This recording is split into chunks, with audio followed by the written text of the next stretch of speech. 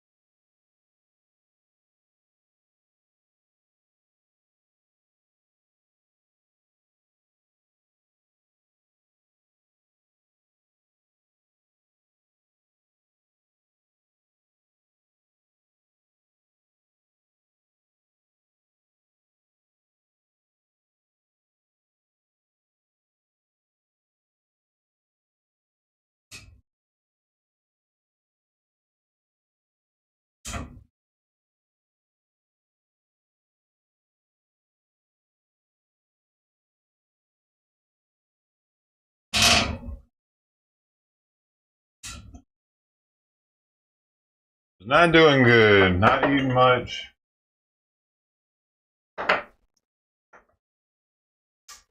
Very little. He's puked a couple times this morning. Morning, Lou. For Northwest Media House. Welcome to the stream.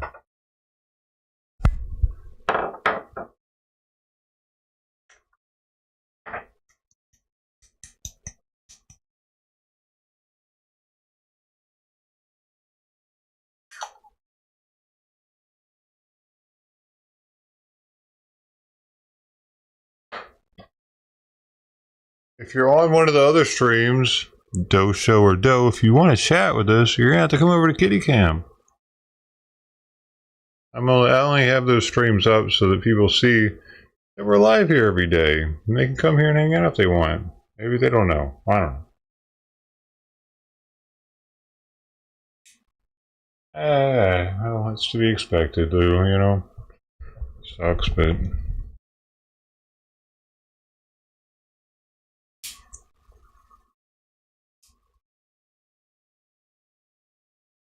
Hey. He did just have some sea bass, though. Kick his ass, sea bass.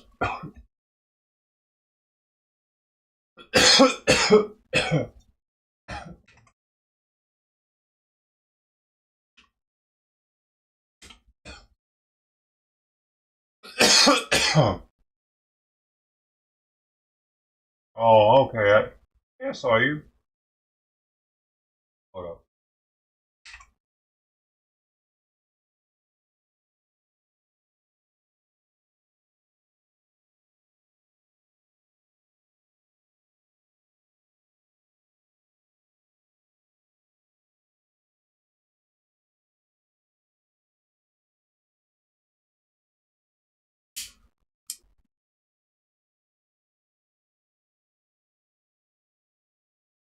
Oh, you heard the boom breaker? Yeah, dude. You would have had to call the police. You know what I'm saying?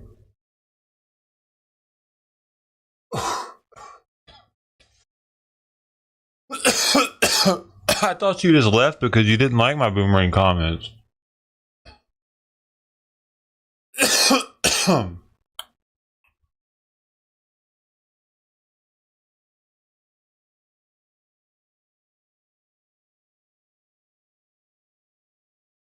Man, eat more. He's at 11 pounds.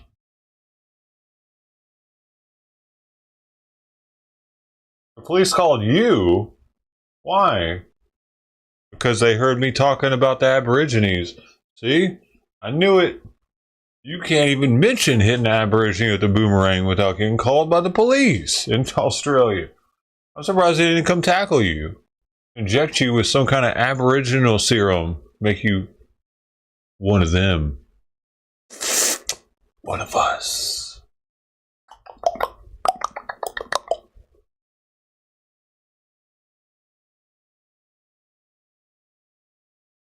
Are you froze? Oh, I see. Hey, dude, can you name me one country that is ran by black people, that is prosperous, that is extremely prosperous? I was just thinking about it this morning. I was like, you know what? I don't think there's one. That's crazy. That's fucking crazy. Why would we want a black president if they can't even run their own countries efficiently? Huh? Does that make sense? I know that sounds racist, and it might fucking be racist, but it makes sense, doesn't it?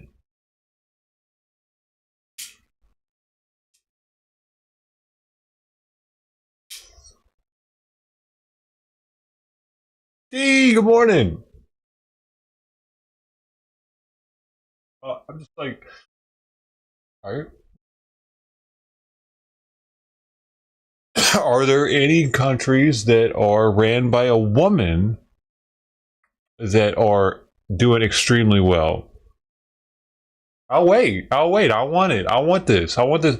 How about, are there any countries ran by a black woman that are doing extremely well? Huh? Oh, we could be the first. Huh? Let's do that experiment. What were they thinking?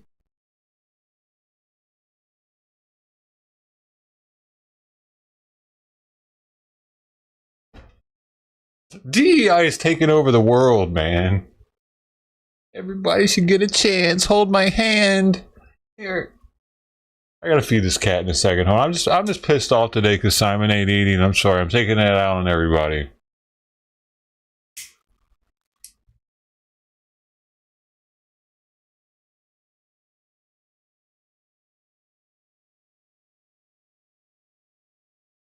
Like, the world is in better hands when a white man is running it. That's racist. I know that's racist. But throughout history, how has it worked? How has it worked? Why would it fucking be different now? Why would it be different now? White men run shit better. You know what? If a black person says that, people are like, yeah, yeah. The white person says it, like, he must be in the KKK. What's his problem? Even though historically we show that it's true. What the fuck?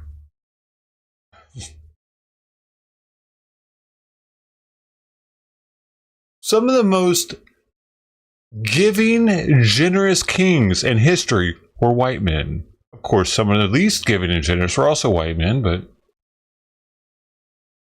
Genghis Khan is probably the worst of the worst, not a white man.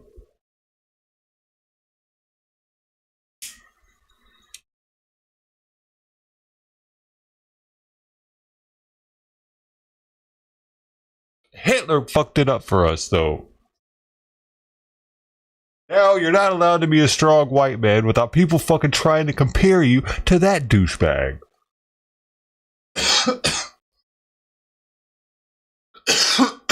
You know what I'm saying? All it took was one. All it took was one really fucking idiot fucking white dude to fuck it up for all of us.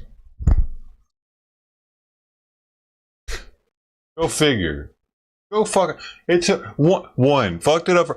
We were doing pretty well, you know, and we still are doing pretty well. But they always bring that idiot up. Like, look at what happened to Trump. What the fuck was that? Oh, he's trying to be like Hitler. That's all they had. They didn't have any other historical white person that they could compare him to, saying that he was trying to be like them, because Hitler's the only one that fucked it up for us. Okay, maybe Alexander the Great, but I don't even know he was white. He wasn't white. He was Persian or something, wasn't he? Had a white name, right? That dude had sex with his mom, man. All right, so I'm gonna go. Angelina Jolie, though, dude. So, I mean, you got shit. I was playing. I'll be right back.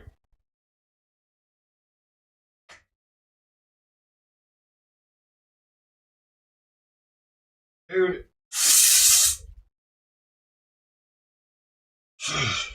God. All right. Simon over here too. Acting all weird.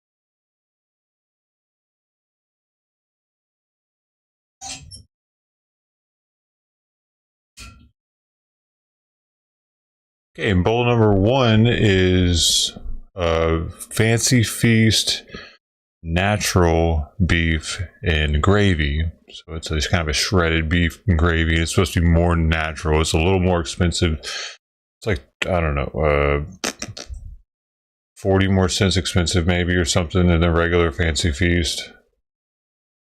The second bowl is last night's meal that he never came and ate. That was the Fancy Feast fish in gravy with little vegetables. One has carrots and salmon. The other has tomatoes with white fish or cod.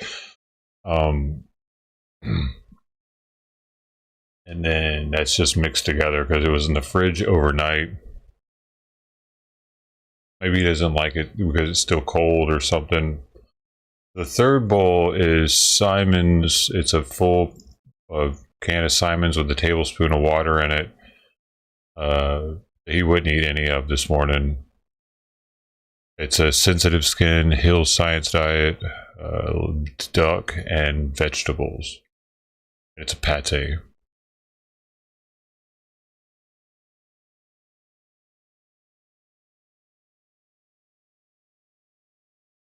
Yeah, I could have put 5 bowls of food out there because Simon didn't eat 2 other ones this morning too, and there's a third that he's only eaten like a couple bites of. It smells like human food though. It's a sea bass with sea bass consomme. Dude, it actually smells good. I'll smell some crackers in a minute. I'm doing that.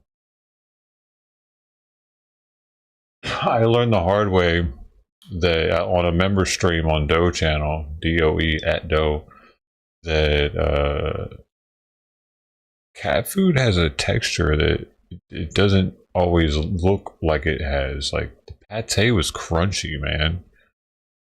That one was a Royal Canine veterinary diet, prescription diet for just, I guess, food allergies. And it was full of little bones. It was so crunchy. I couldn't get over the crunchiness of it. And it was pretty bland for how, like, it smelled stronger than it tasted. Kind of.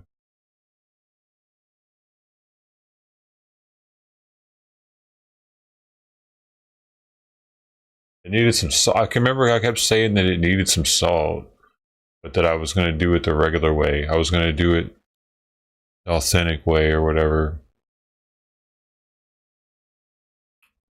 Yeah, nobody can see that stream. I need to unmember it right now, actually. It's a freaking member stream, and I can't have members anymore over there. So we're going to unlock. I'm going to unlock that thing right now.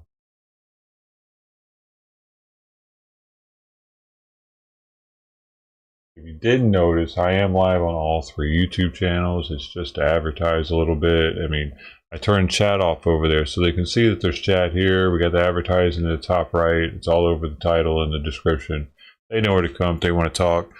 And then at the same time, I don't know, whatever. If they don't want to talk, I guess they can stay there too. It still gets view hours, right? I need them on Doe. But I mean, I need them on both actually. But I need subscriptions more on this one. I have to get 500 subs, man, or I can't ever do anything with it except for be a really small streamer. I think that once you get monetized, they start recommending the stream more because they make money off of you at that point as a content creator. They have the ability to make money off of you after that.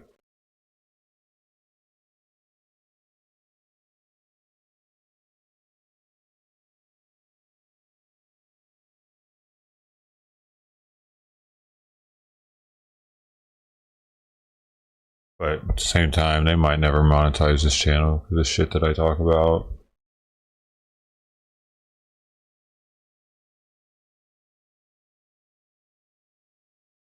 I don't just talk about kitties.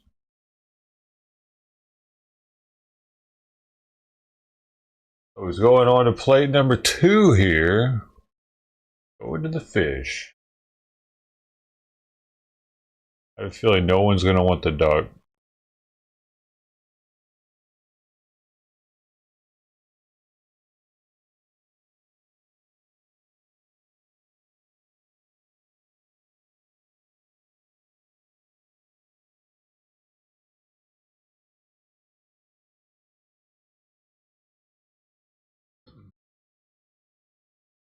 All the members only? I don't think there are that many, really.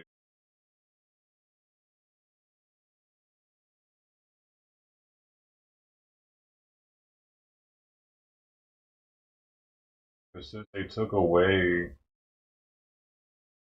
members, I don't have a members only tab.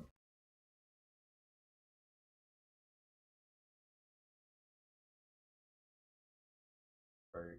That's actually so I gotta scroll through all of them. Uh,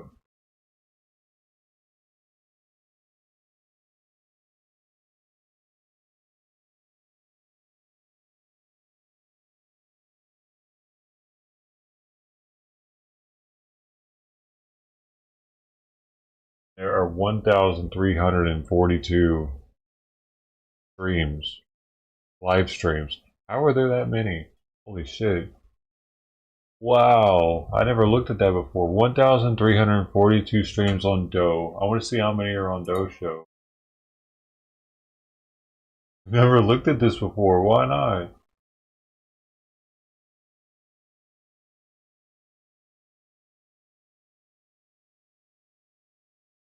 So Doe Show has 1,409.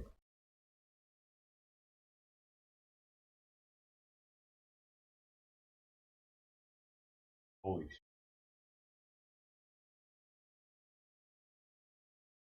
2,500 streams just on those two channels. That's not including Half Baked Broadcasting and Kitty Cam. Oh, and the Twitch streams when I wasn't going live on YouTube. I might have like 4,000 streams total or more. 4 to 5.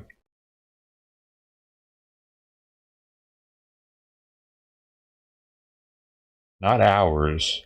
Holy shit. Wow, dude. Dude, I definitely got more than 10,000 hours in streaming now. Being in front of a camera and talking on a microphone to random people that I don't know if they got their dicks out or whatever. Come on, Simon, you want some food? Dude, come on.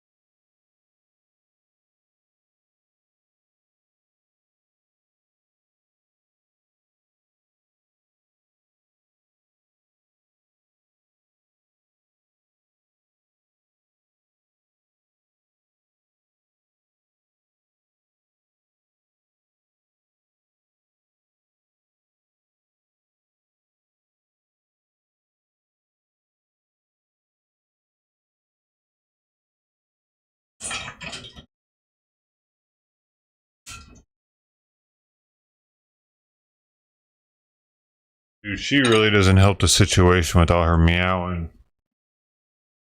Stops eating shortly after she starts doing that.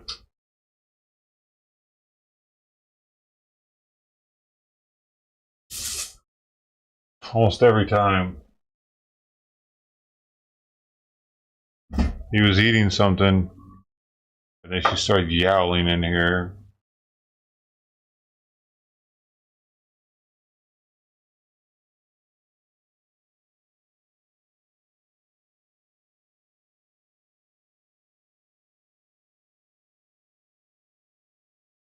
Ate some of this one. Bass recipe and sea bass consomme.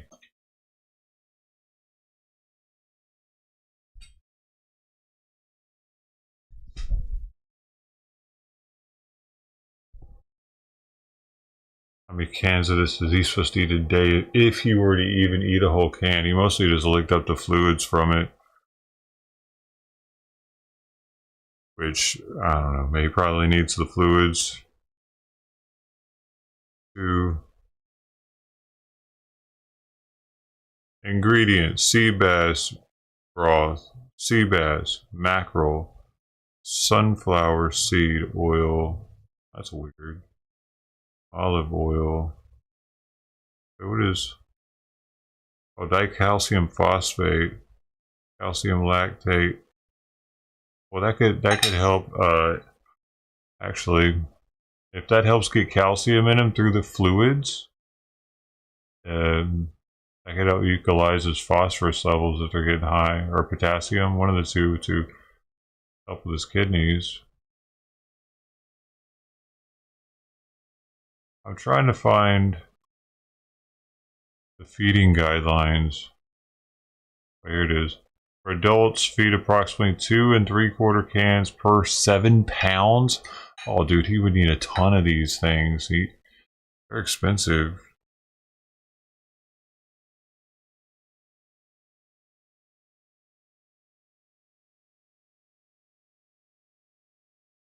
Hand packed, it says on the can. It's hand packed. Wow.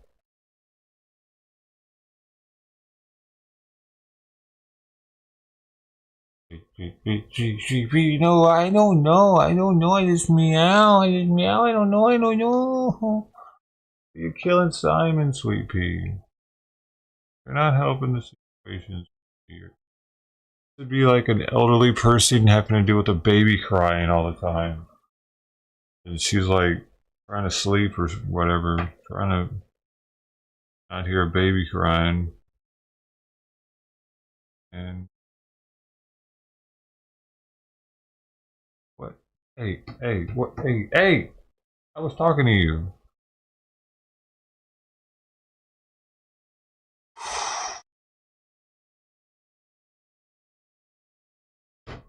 So, I mean, I don't know. He's probably not going to eat that once it comes back out of the refrigerator later.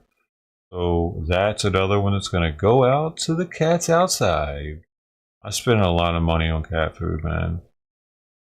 It's not getting eaten.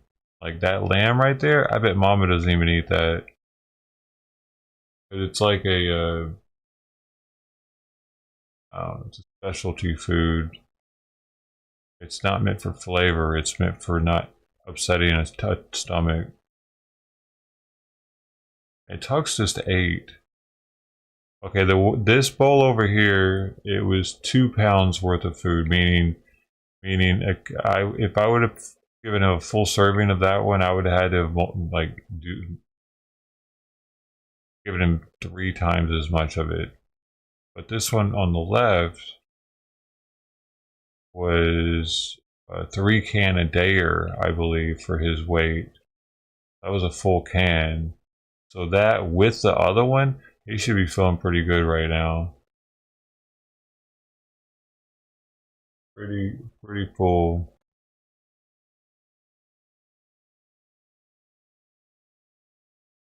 That could be another reason he didn't eat the lamb.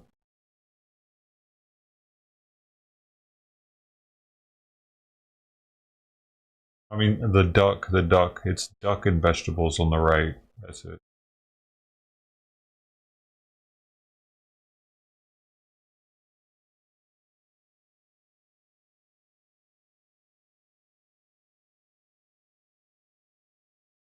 What's going on out here? Oh, you know what? I forgot. Got to pop out something. They're not saying anything over there anyway. Eli's always quiet.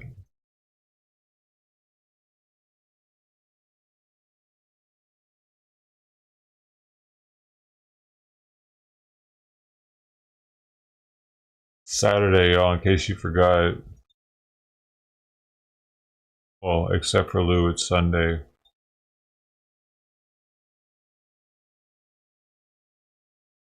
You had the best lamb. Oh yeah. Or no, is it still your Saturday right now? It is, right? It's just Saturday night.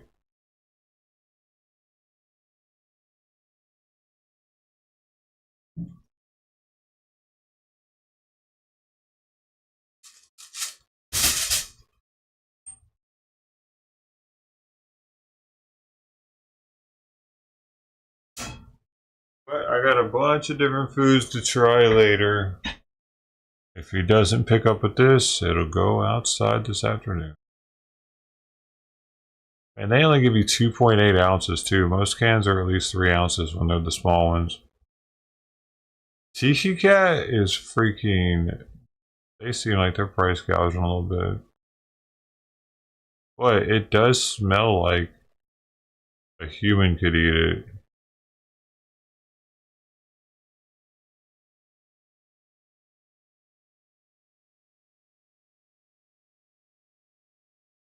Let me make sure it doesn't say that I can't eat it. Product of Thailand. Hey Lou, they had hibiscus flowers at Costco. Have you ever seen dried hibiscus flowers in Thailand? To eat, not to like. I heard people make tea out of them, but the people are straight eating, just out the bag.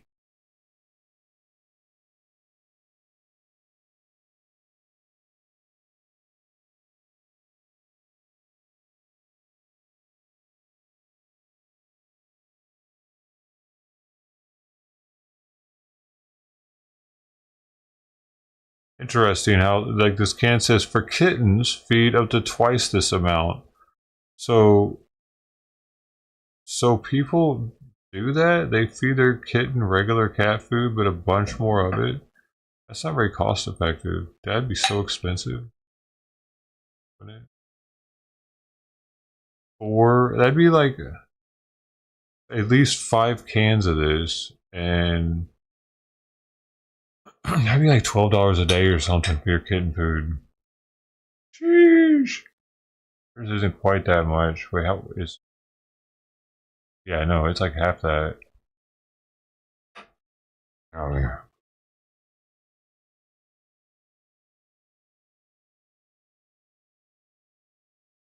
Oh no, they're not pretty. They're ugly.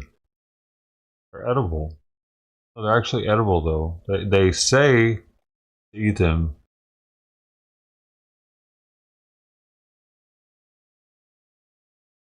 Oh maybe. Probably like some street vendor probably had a bunch of them. And you're like, what the fuck is that? A pickled octopus? Because it does kind of look like a, I don't know, it's a flower. So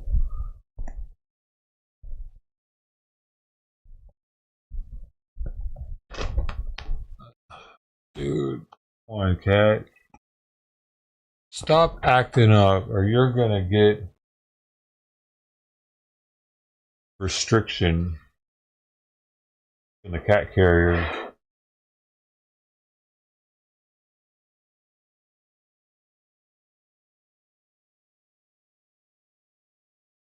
Also, what about just eating hibiscus flowers? Then that's probably good for the liver. Then okay, that could have hurt.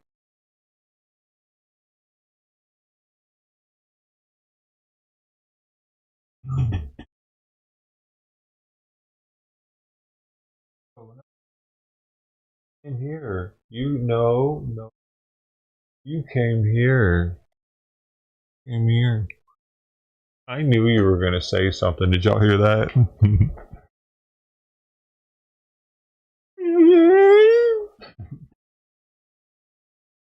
It sounded like if you didn't hear it.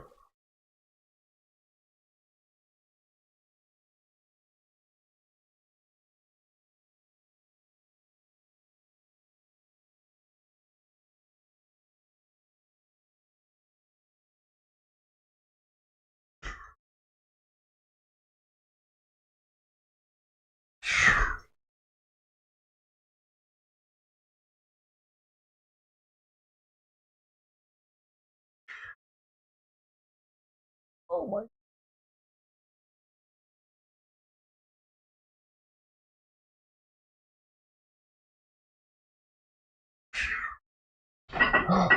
Oh, don't hurt yourself now, bro.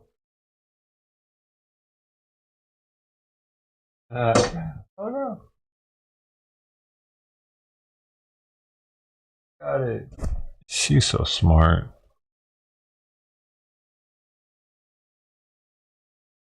Oh baby, she's got it.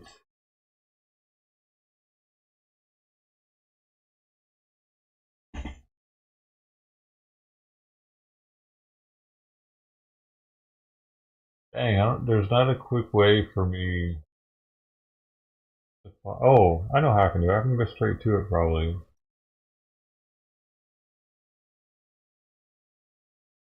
There it is. So this one I can use.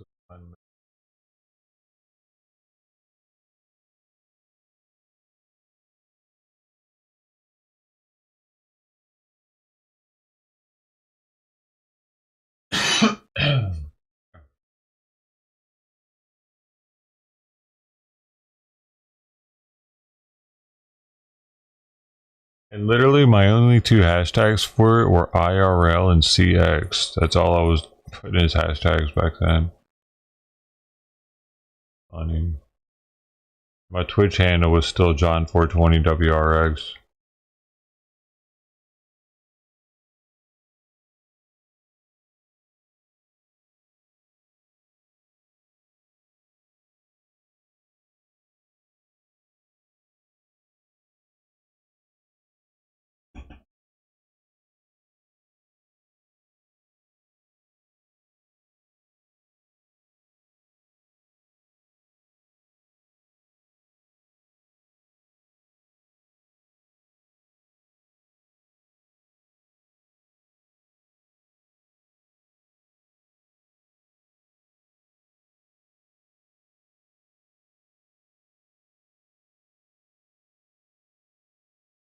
Mm-hmm.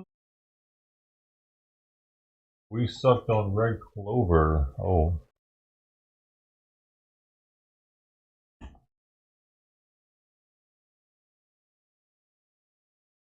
No, those are honeysuckles. Suck on the middle thing, isn't it?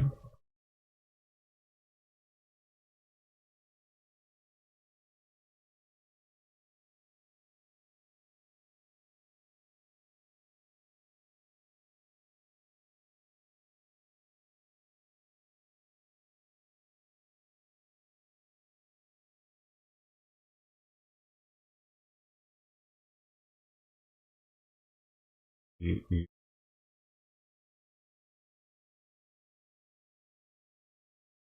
is a cat food eating video for anybody who never saw it.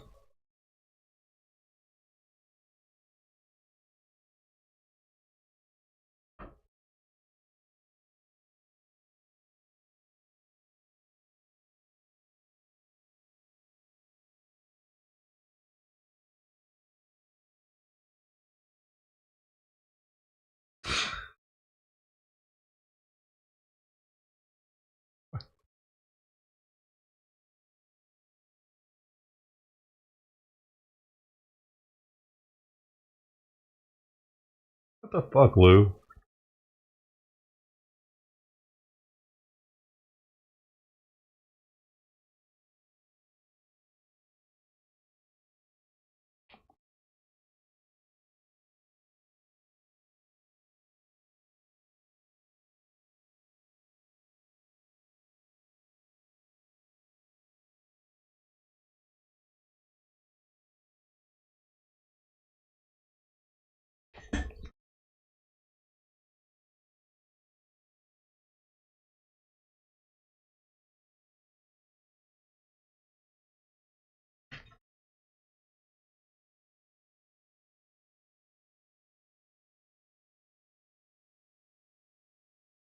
Mama hasn't even come by today.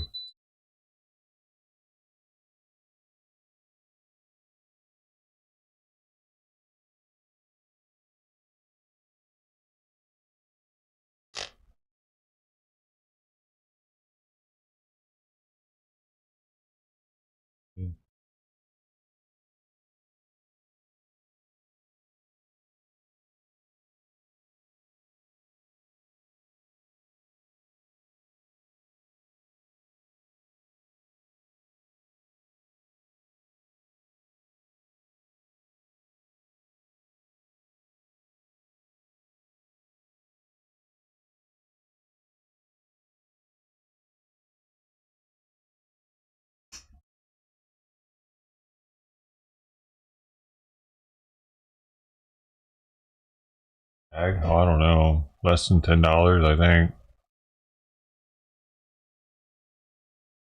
Big ass bag of them.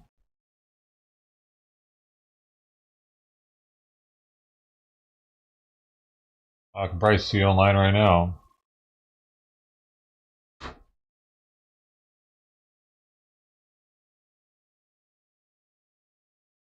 Maybe on the.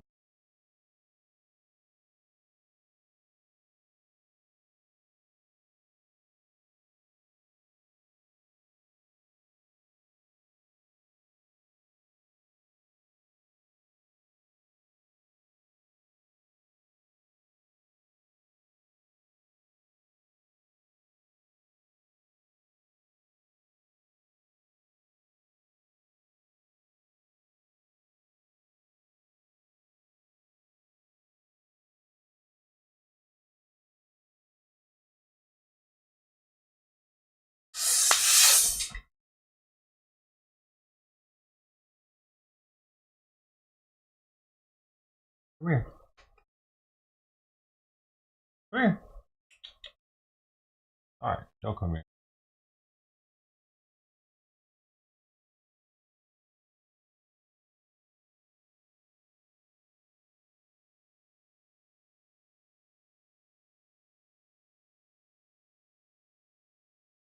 Oh.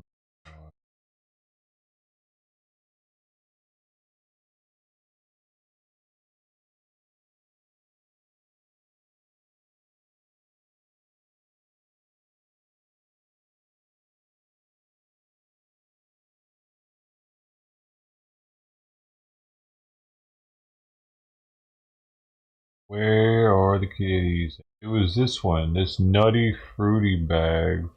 It sells on Amazon for 24 bucks. I'm about to look and see what the reviews are looking back on it.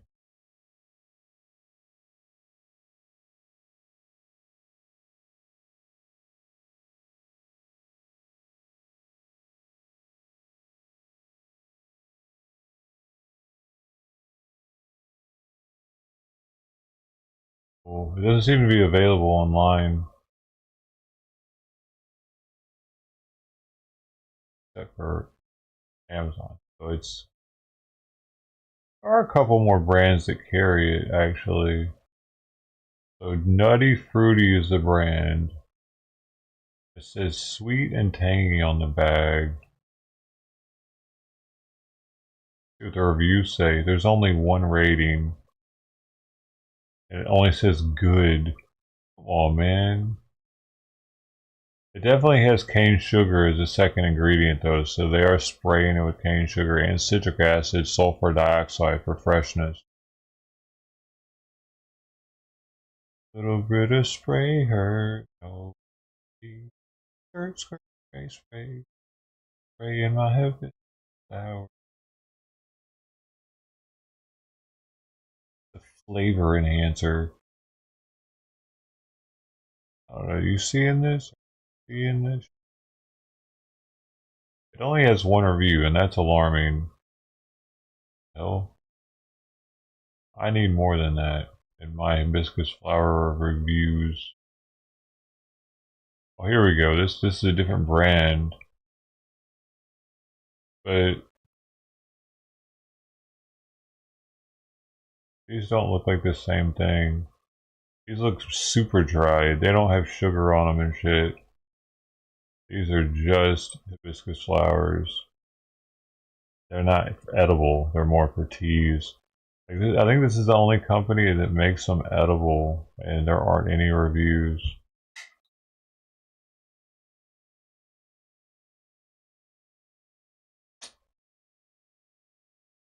I know you're not seeing this. I'm looking at it on the laptop. Figuring you could look it up. I told you the brand Nutty Fruity. I don't.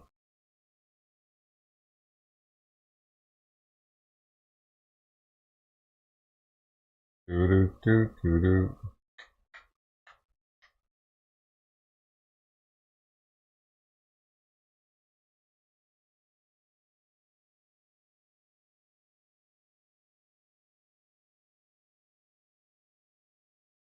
What if the sugar intake counteracts the positive effects of it?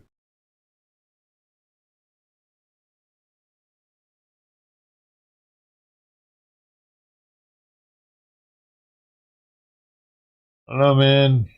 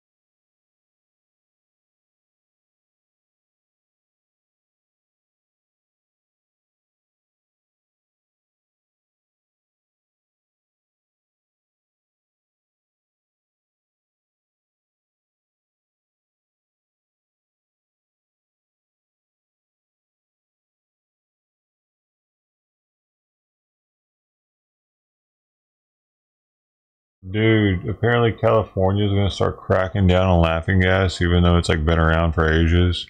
All of a sudden now it's a major problem.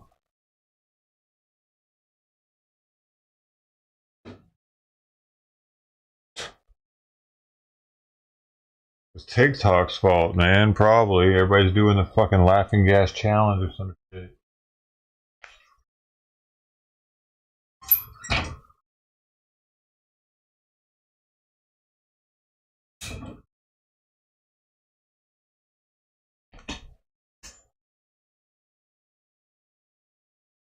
How many cans can you take? You gotta do 10 to do the challenge. 10 to the dome.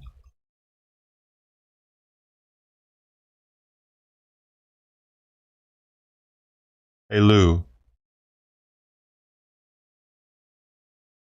Seeing this? Ah! Oh, sorry.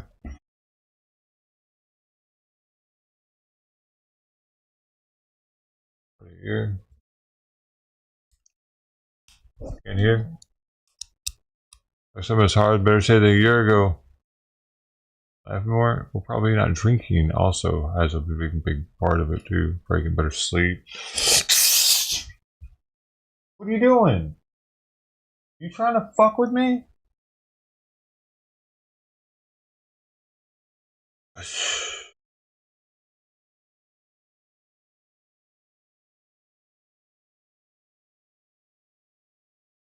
Just think of that. How well your heart would be doing if you started eating hibiscus flowers every day, though.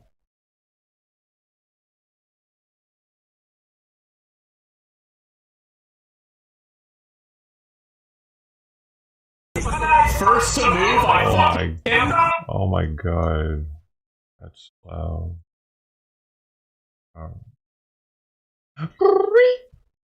wish I could meow like you.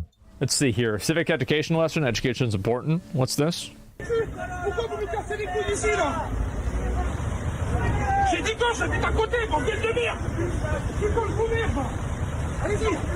Get him out of there. Yep. True. Just kick them away.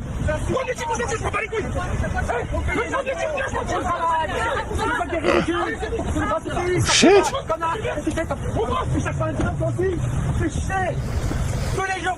Yep. Hell yeah! First Kick to their move, ass. I fuck him. Is that what he said? What do you say? First to move, I fuck him. Is that what he said?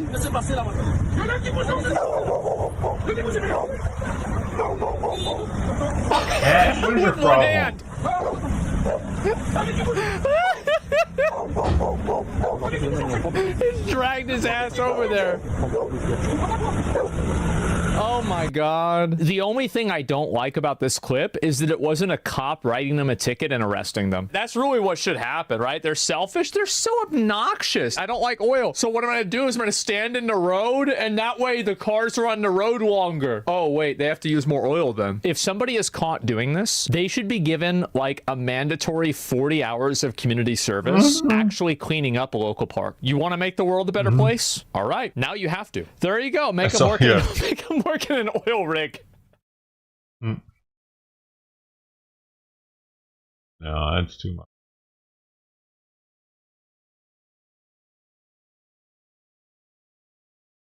Make them clean up all the dead birds that windmills kill.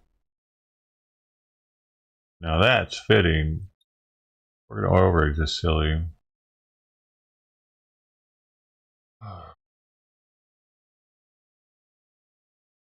Do do do do do do do do do do do do do do.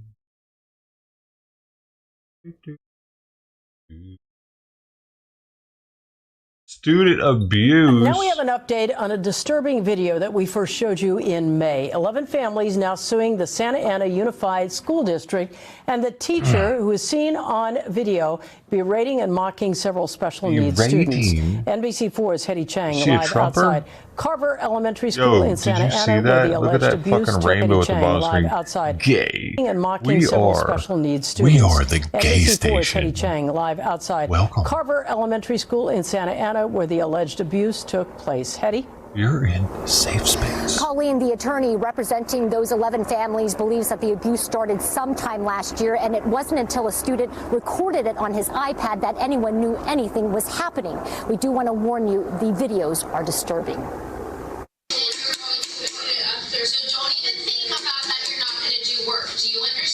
The special education teacher seen in this video yelling at a student while banging a pair of scissors against a desk is now at the center of a lawsuit filed in Orange County Superior Court Thursday by 11 families. But wait a second. Because she tapped the scissors on the desk out of frustration for a fucking child who knows what the fuck was acting like for the past week or whatever.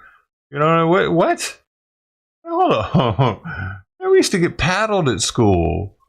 They were illegally allowed to paddle us with paddles that had holes in them for less wind resistance.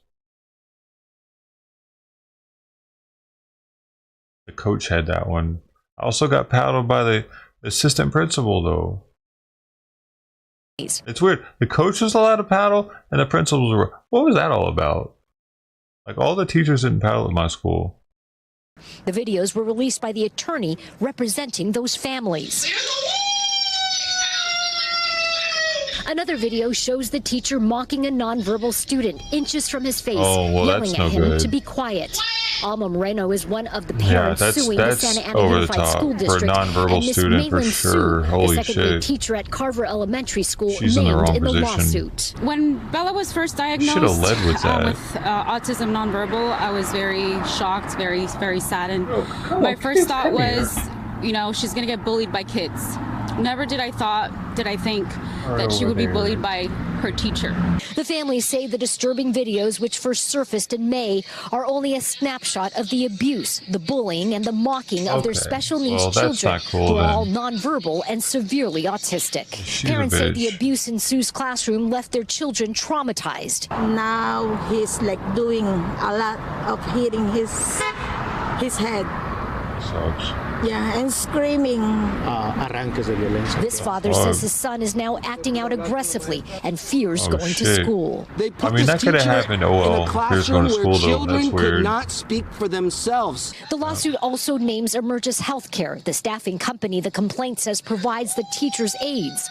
Those aides are seen in the videos laughing at the abuse. What? The Santa Ana Unified School District sent us a dude. statement saying, in part, we acknowledge the seriousness of the allegations made regarding the behavior of one of our employees, which are deeply concerning and contrary to the standards we uphold as a district. It goes on to say we are thoroughly reviewing the incident and are continuing to take appropriate steps to ensure accountability and student safety. We called Carver Elementary School today. The woman who answered said that how Miss do Sue no fucking longer works at special the needs kids have phone? That's a trip. And they're recording. You got this undercover special needs kid in there. That kid ain't really retarded. What's going on here? We've been trying to reach her for comment on our story. Our phone calls and emails were not returned. We're live in Santa Ana tonight. He's in the wrong Chang, classroom. NBC4 News. I don't know. I feel like we're also not seeing the whole picture here at the same time. But like, if the kids, if she's like causing them to like want to cry and shit in class, that's probably a problem. Their disease could have progressed to the point to where they were going to hit themselves anyway, depending on what they have. It might not like be her fault.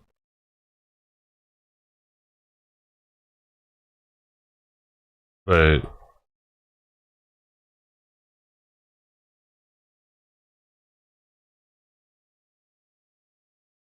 yelling and stuff like that, it seems a little over the top. Especially this rubber buggy world that we're in now. Everything's fucking soft and cushiony. We're all covered in marshmallows. Don't hurt me. What your words are hurting me. That's illegal. That's a hate crime. Eventually that's going to be hate crimes, like talking shit to somebody. You said something mean to me. You must hate me. That's how it works, kind of, a little bit. And they're just using it for minorities. We don't have... Oh, wait, white people. You know how hard it is to get a hate crime charge against a white person? In comparison? Dude, as soon as just a regular person does something to a gay person, they're automatically like, does he hate gay people? They would bring me up on charges of hate crime if I punched a gay person in public, just if they looked over my social media shit from live streams. Like, oh, he thinks it's a mental illness. That's hate crime. That's fucking crazy, dude.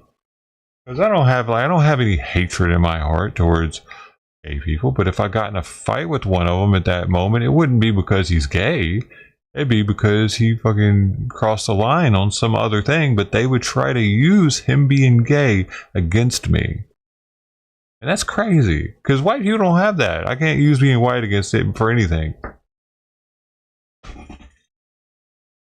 There's no injustice ever for being white, apparently. You can't.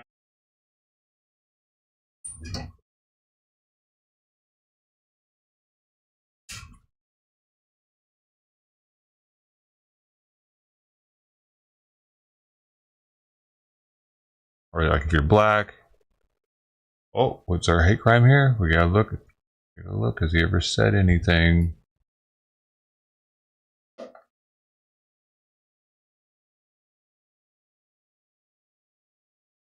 Oh, he did not support BLM during the George Floyd riots.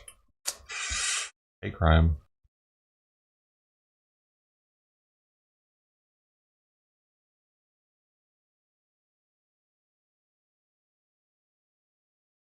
Punched a black person.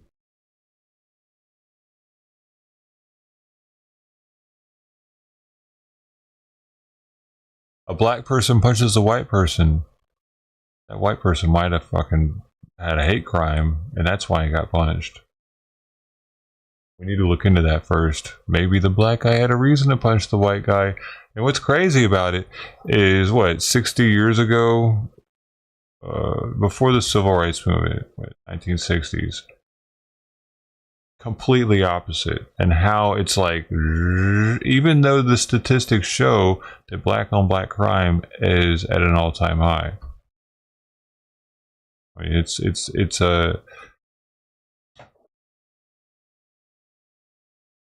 going anywhere. Let's see. I'm gonna look at a black crime. Years.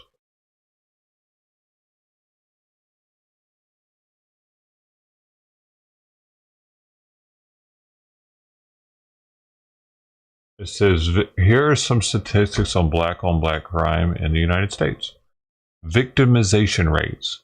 In 1976 to 2005, black victimization rates were 6 times higher than those for white people. In 2019, 54.7% of homicide victims were black or African American. In 2023, there were 9,284 black murder victims in the United States. Offending rates. 1976 to 2005, black offending rates were more than 7 times higher than those for white people.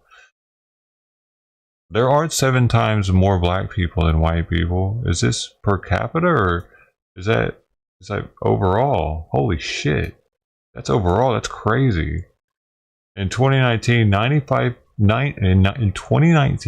91% of black or African American victims were killed by black or African American perpetrators. 91% of black people that are killed, and they're 54.7% of the people killed in 2019. So over half of the people killed are black people, and 91% of those are being killed by black people. Homicide rates. In 2022, the homicide rate was 37% higher than in 2018. Oh, I thought the Biden administration helped out homicide rates. How is it 37% higher in 2022 than it was in 2018? Sounds like the FBI did fudge the numbers a little bit and then went back and corrected them, and there's the correction. So even though, here's why the Trump administration said that even though crime rates have gotten a little better over the past 2 years, because they've gotten so bad, 37% higher, homicides over the 4 years of 2018 and 2022, like that, the jump happened.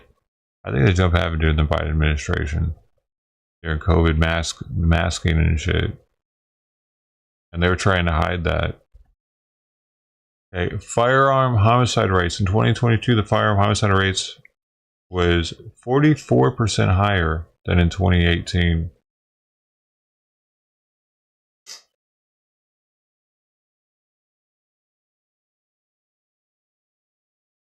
So there you go. Black people kill each other at an alarming rate, and well, in general, everybody. They're more murderous.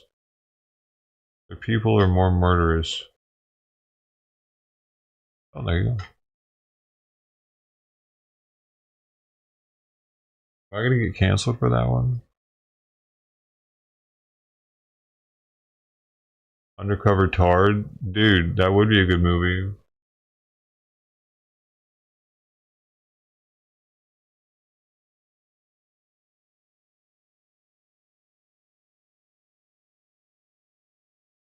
But The Usual Suspects kind of already did that with Kaiser Sose a little bit. I mean, he wasn't really retarded, but like he was. I mean, spoiler alert. He was kind of acting retarded the whole movie. Kind of like he had like the walk, and didn't he kind of a stutter too?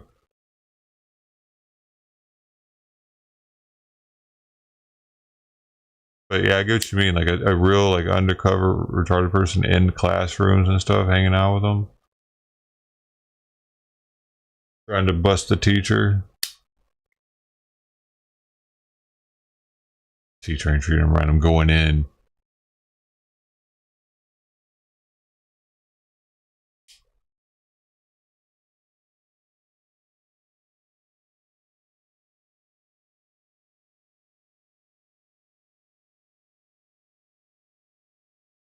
Kaiser Sose. Retarded Chris Hansen. Oh, what? I don't know what we're talking about anymore.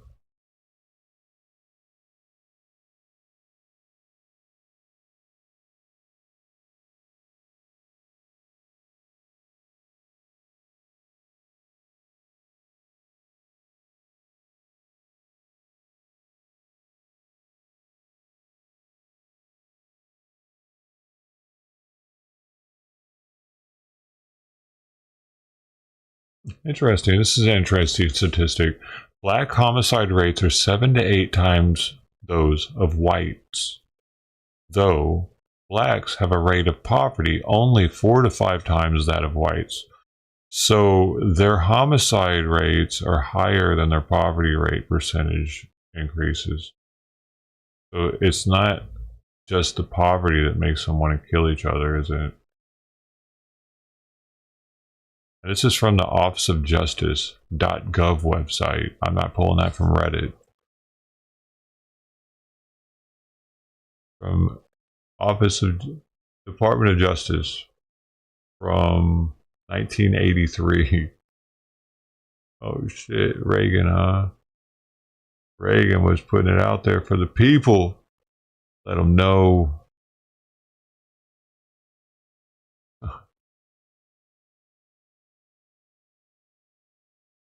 A retarded undercover creep catcher? No, it had to be a retarded female. I mean, it could be like he's like acting like a little boy. Yeah, because they would be going after that. I could see that.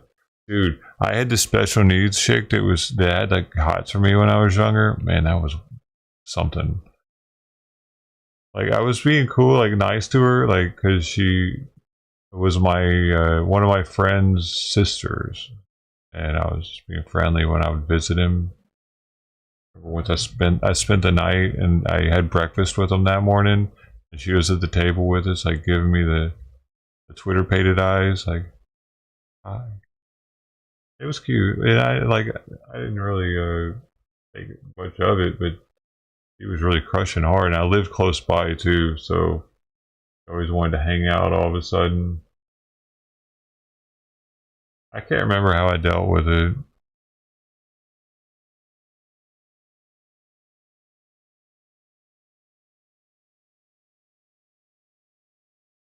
Come up here? Come on up. Hey. You're not eating my hey buddy. Later. Kenny. And he threw up. He hopefully didn't throw up any of the medicine. I didn't see it in the saliva, but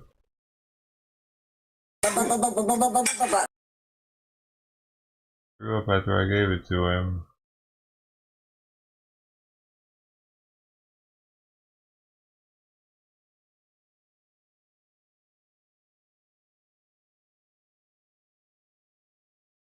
I didn't see any of the treat in the throw up though, so I'm hoping that the pill was already put into the the small intestines.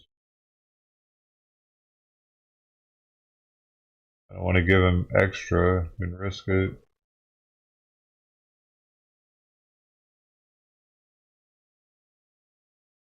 I can start to feel his spine more.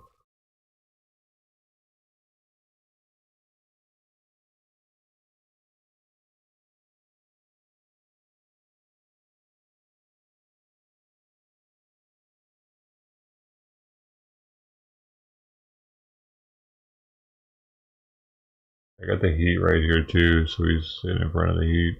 Tux is probably pretty cold, pretty chilly out there. Okay.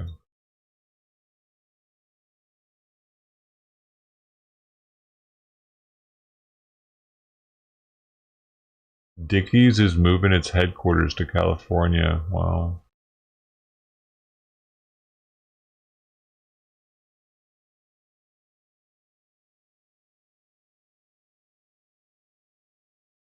Prominent investor Scott Bessent picked as Trump's Treasury Secretary.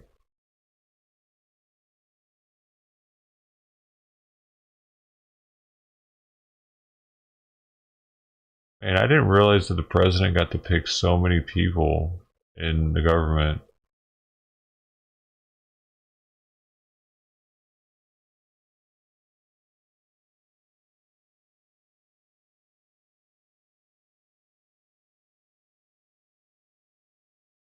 Oh man.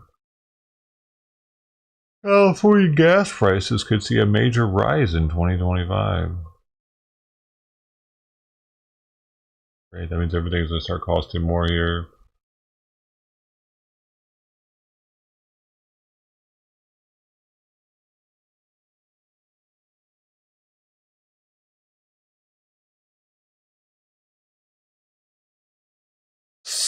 Oh.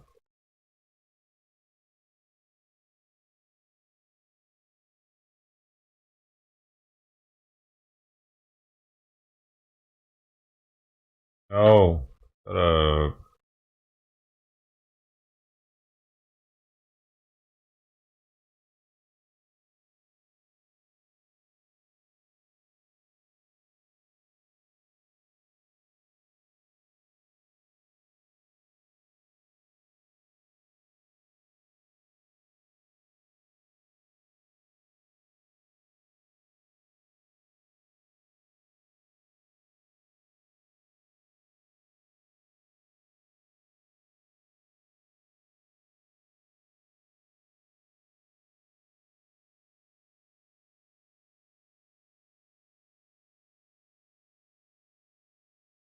Is he not hiding, Simon?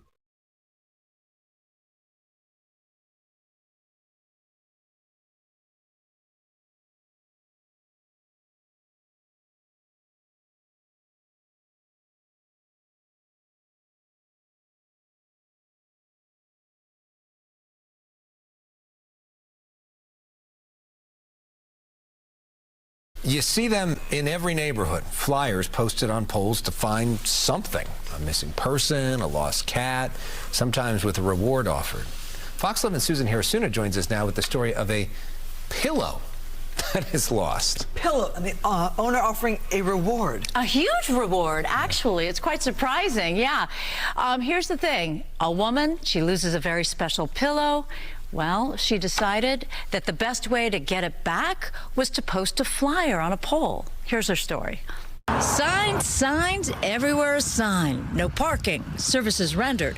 Looking for Panda the cat. But here's one you've likely never seen. This is like the 10th sign I've seen. Someone napped a pillow, adding an ugly element to the beautiful area of the Venice canals. I think that would only happen here in LA.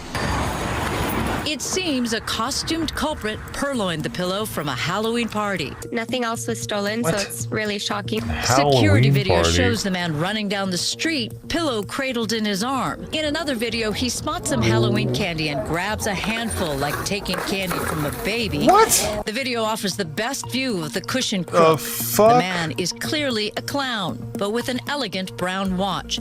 The video was enough for Jess to bolster her campaign by increasing her reward to $900. I understand how ridiculous it seems, but yeah, just I think like grief and then when you miss someone. The pillow was a gift from her boyfriend, a special pillow with embedded speakers and a note written on the tag. It was given to me at like a really emotional point in my life. My mom had just passed and it was a pivotal point in our relationship. And on the note, it includes we were going to move in together. He gave her the pillow to help mask his snoring. The pillow necessary for Jess even when he's not around. He's been in Thailand for a bit and through the end of the year, so the message and the pillow actually really supported my sleep and helped calm me. Jess has gotten sympathy. She's having trouble sleeping now, and my heart goes out to her. The pillow maker even offered to send a new one. She's not down with that. This is a pillow fight she's willing to wage. I feel like we'll find it. What? I wouldn't even want it after he had it. Well, not just that $900 reward and the flyers she posted. She also created her own X account if you want to check out her progress. That's at Missing Pillow LA. So that's her pillow, not my pillow. She created an X account for it?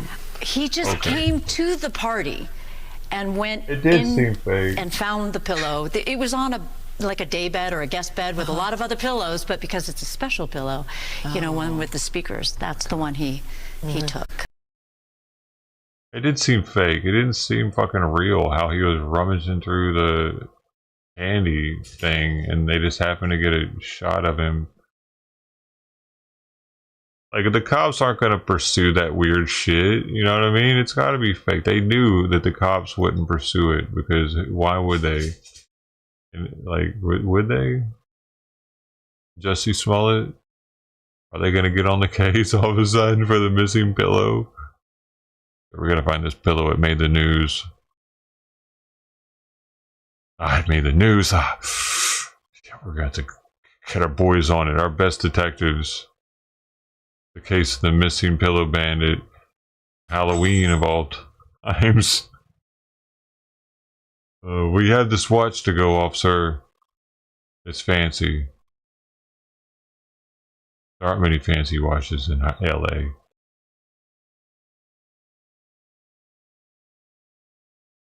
So you're right, there aren't. Let's get on it ASAP.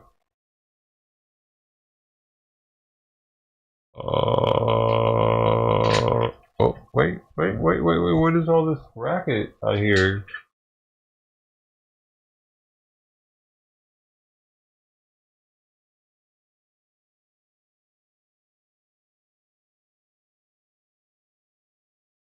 Mocktails. Festive mocktails. Let's see Welcome about back this. to TV5 Wake Up. Thanksgiving is just around the corner. If you're starting to plan your from holiday 3 minutes parties ago. already, This is we're going to fresh, show you some baby. tasty ways you can spice up your get-togethers or just treat yourself if you're feeling like it. Oh, this Joining me gotta here in be the studio horrible. this morning is local Big B store some owner Tyler syrup and Bloom. Thanks water. for being here. Thank you for having me. I appreciate Pretend the like you're opportunity. drinking. Of course, Yeah. we're happy to have you. So Tyler, tell us where your store is located and how long you've been a Big B store owner for. Yes, so my family and I have operated this store in Freeland, Michigan.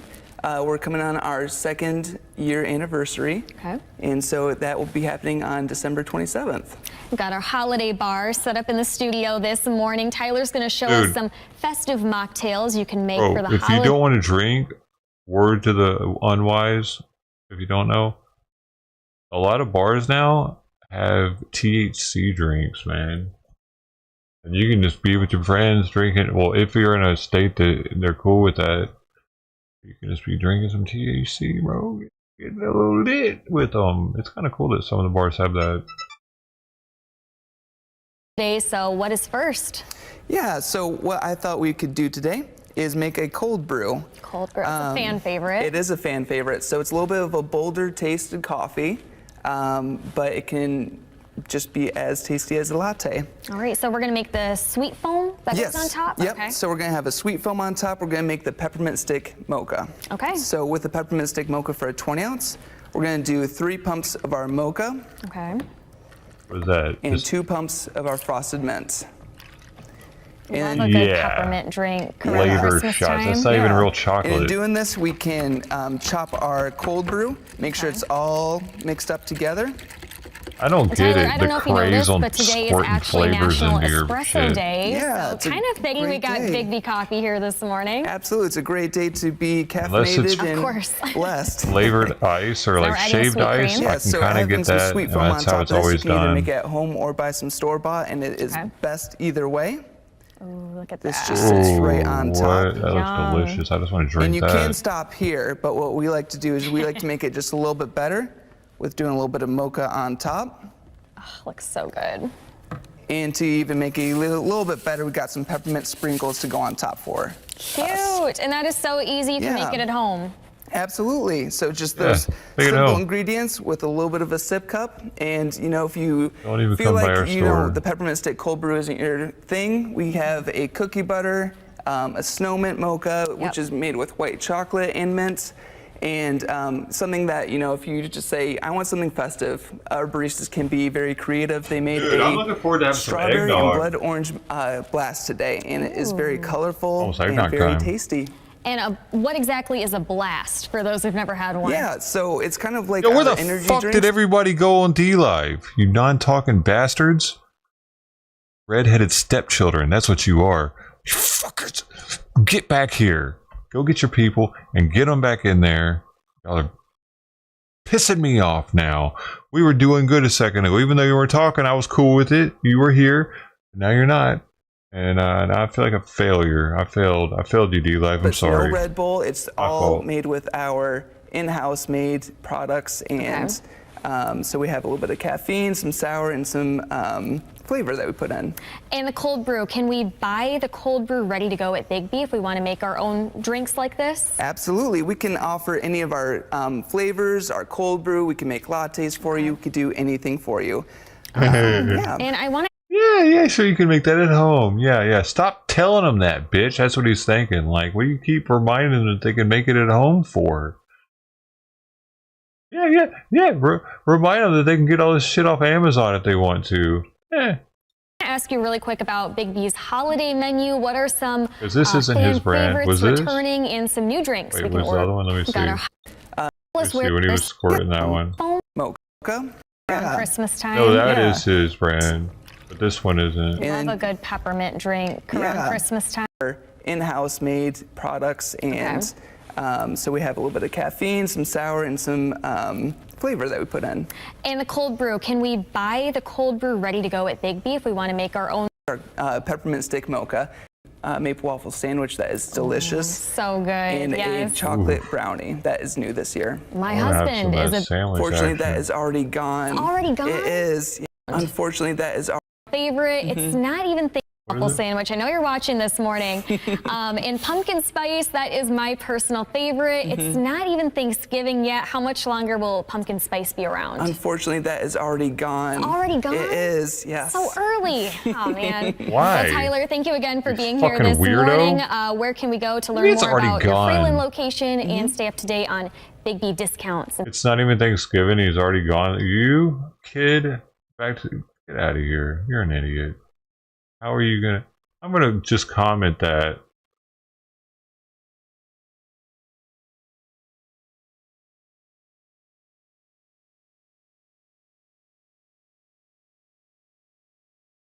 Hey, bro. Pumpkin spice.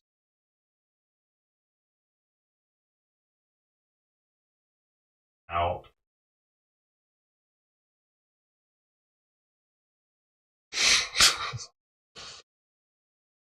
Alright. Bro, no pumpkin spice? I'm out. Period. Period. Okay, no pumpkin spice. It's that time of year, Broham.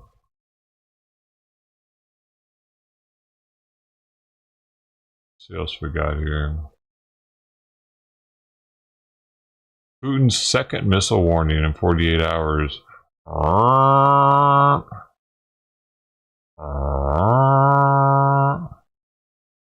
I need to have this plan.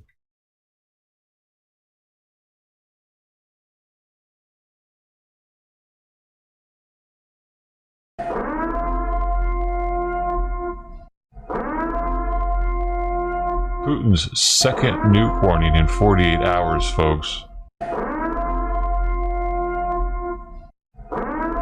Is it happening?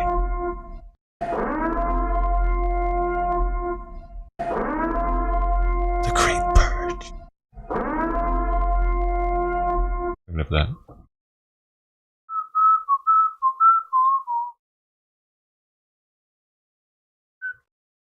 Dude, I wonder what kind of cool studies we're going to have now that Trump's in office. You know what I'm saying? Because like this one, black on black homicide, that psychological, political perspective that happened in 1983 was definitely under the Reagan administration. And because this is a Office of Justice, U.S. Department of Justice website. So whoever he put in charge green-lighted this study to be done. 9-page study. Wonder what kind of studies Trump will greenlight. Fucking show what actual migrants crime does to America. Type shit, maybe. Something. Study's going.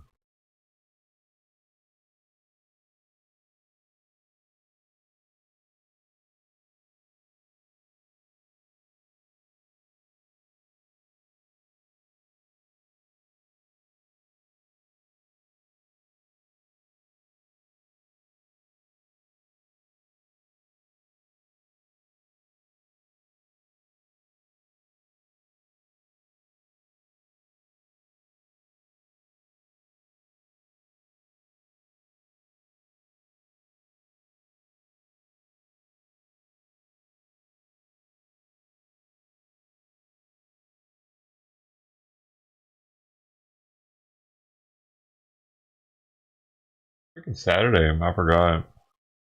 That's pretty cool. Hey yo! I mean, somebody have a sandwich for breakfast. Saturday, it's party time.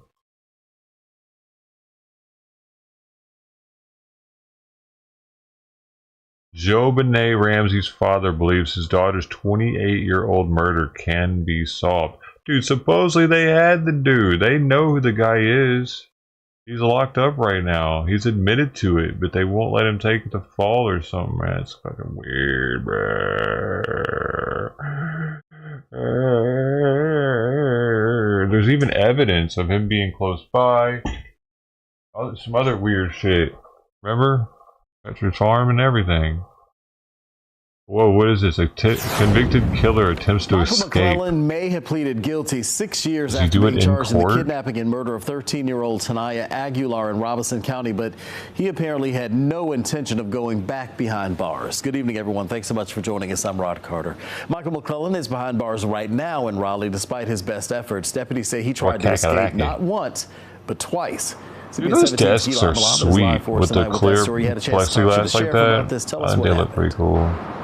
Sick, man. The Robinson County Sheriff says that Michael McClellan was even able to get his hands on a deputy's gun. The 2 attempts to flee custody were unsuccessful. And tonight he's back here at Central Prison in Raleigh. Michael McClellan will spend the rest of his life in prison for murdering 13-year-old Tanya Aguilar. I think the whole day was an escape attempt for him. Robinson County Sheriff Bernest Wilkins believes McClellan's day in court was not about his guilty plea, but I think him coming and pleading guilty like he did was a way to get out of that prison from behind those walls, and it gave him 2 opportunities to try to escape today. I listened to him speak to the family for just a few words, saying that he was sorry. I saw no sincerity in that at all. Wilkins says McClellan tried to escape both on the way to court and on the way back to Central Prison in Raleigh. McClellan admitted to kidnapping Aguilar from her Lumberton driveway and disposing of her body in 2018. Wilkins says McClellan hid this makeshift key for his handcuffs in his mouth, something made in a prison art workshop. Wilkins says officers pulled over when they detected movement. Then on the way back to Central Prison, he says deputies again detected movement, and before they could pull over, McClellan was completely out of the handcuffs, both hands free. Wilkins says McClellan was able to reach in an air vent under the plexiglass, separating him from deputies. Reached his hands up in there, grabbed the gun, released the little lever on the holster, and was able to actually grab the entire gun. The Department of Corrections says he will be housed in the highest security unit. What then happened? McClellan's plea includes charges from 2 other unrelated crimes in 2016 and 2018. Live in Raleigh, Gilad Mohammed, CBS. I just touched the gun. I bet he didn't have very good control over it. With the angle of the dangle, baby. You know what I'm saying? The finger can't do what it wants to do. I just can't get in there.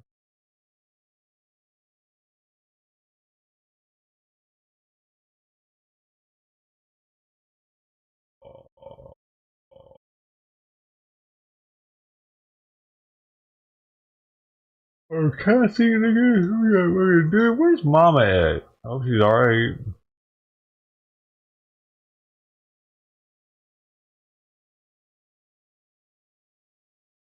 Not seeing Mama.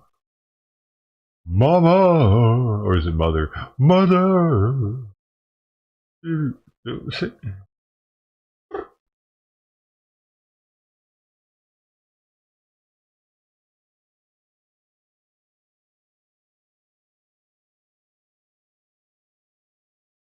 Hey, don't be doing that. No, stop it. Dude.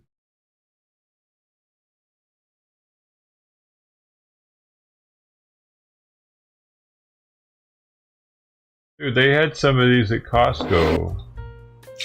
These things. What do you do with them, though?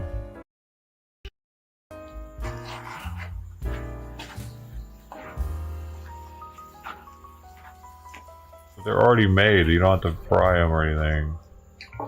It's the first time I've ever seen them. You had to get a ton of them, though. Wait, I want to see. Now what?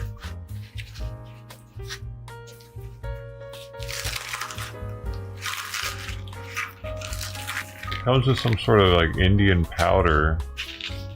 I don't think it's gonna just stick to them. Oh, you're supposed to like put the powder in water and then drizzle it on them.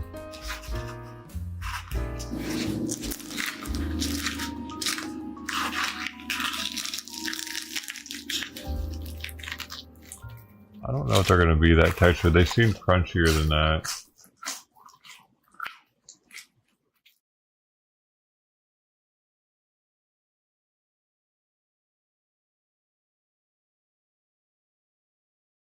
Had a filled air.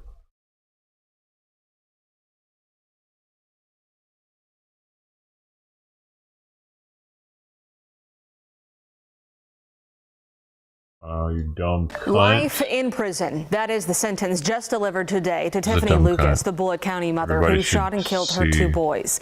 Our Ian Hardwick and photojournalist Addie Hill spent the morning in the courtroom. Ian, some of the family we spoke to said that life sentence did not go far enough. This dude's epic beard over here. Brooke, many of the boys' family members said during victim testimony that they wanted Lucas to go away with life without parole. After this, she's eligible for parole within the next 20 years. And throughout the court hearing this case, Lucas's lawyers insisted the mother of 2 was having a psychotic episode. That came back up during closing arguments where they said Lucas believed her kids were the targets of a child sex trafficking conspiracy. The boys' families shook their heads at that, saying even if her mental break was brought on by drugs, Lucas brought it on herself. Bobby Baker, Maurice's aunt, cared for little boy Jaden too, and says she'll be at every parole hearing going forward. The only peace I have in this is knowing that you can't hurt them anymore. And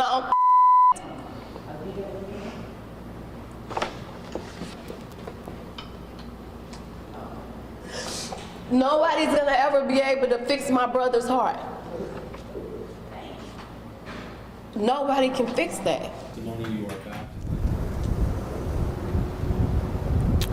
Baker's brother, Maurice's father, took the stand in a last-minute change of heart today in the courtroom, saying Lucas kept his kid away from him since the day he was born. And although the courtroom, the family members of those boys applauded as Lucas went away to serve that life sentence behind bars, they know their pursuit of justice will last as long as she's having those parole hearings. For now, I'm live in Shepherdsville. Ian Hardwick, WHAS 11, on your side.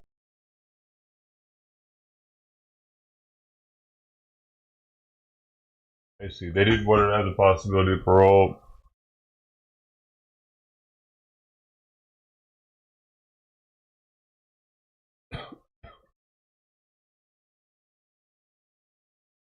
A man who stabbed ex-girlfriend 17 times in restaurant addresses courtroom. What the fuck? In restaurant, front of whole. I hadn't heard about this case. Your Honor, I'm here before you today to take responsibility for my actions of June 3rd, 2023. And most importantly, I'm here to express my sincerest apology to Madison, Ms. Roger, and Mr. Armstrong. I'm sure June 3rd was the worst day of their lives. It was also the worst day of mine and always will be. On this day, I heard holy shit, this guy looks like a female, looks like a man. Is that a man? See, dude, see what trannies have done to the world? You can't look like this anymore, ladies. You know why? Because automatically I'm like, hold up. Hold up. Is he trying to cover an Adam's apple with that? What's happening right now? Am I being fooled? Or is it just a manly looking lady? Or have a Jesus cracker? Yeah. I think of my terrible crimes committed every second of every day. That's a man, bro. Constantly, and this will never, ever change. I pray that Madison, Ms. Roger, and Mr. Armstrong make full recoveries. I can't begin to imagine what I've put them through and the negative effects I've had on everyone involved. I understand the anger and hatred they all have for me. I will never understand any negativity or ill will directed towards my family regarding this subject. Watch his hair. They did not do this. I did. Shit's nasty. There are good people trying to do good in this world, not evil. My parents tried their absolute best to get me help with the limited knowledge and the limited time they had. They are completely devastated, and they want their son to get help more than anything. Your Honor, I try my best to live myself after what I've done, but I just don't know how. I need serious help, and I have for a long time. And I'm so sorry for what this has come to, and I'm so sorry for my actions. I ask for forgiveness, and I ask for mercy, I ask for the chance to get help so I can return to my family and do good in this world. Thank you for your time. That's all I have to say. Yeah, you probably never get out of jail. You stabbed somebody 17 times in front of a bunch of innocent people that had to also watch it, and with innocency, what was his sentence? Oh my god. Who is this guy? He doesn't even put his name in here. Here it is. I'm gonna look it up.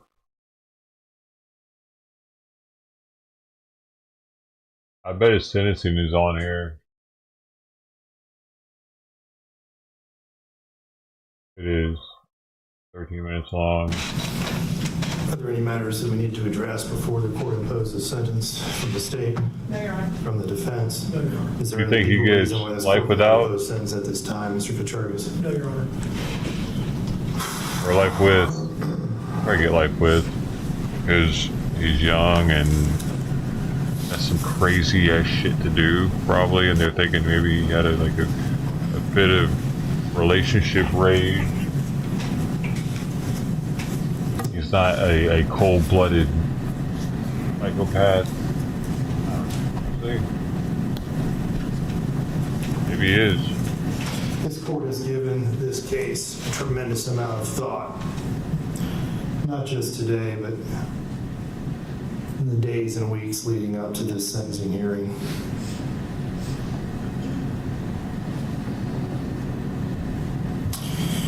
This is a difficult case. This court has faced several very difficult cases recently, and this one is no different.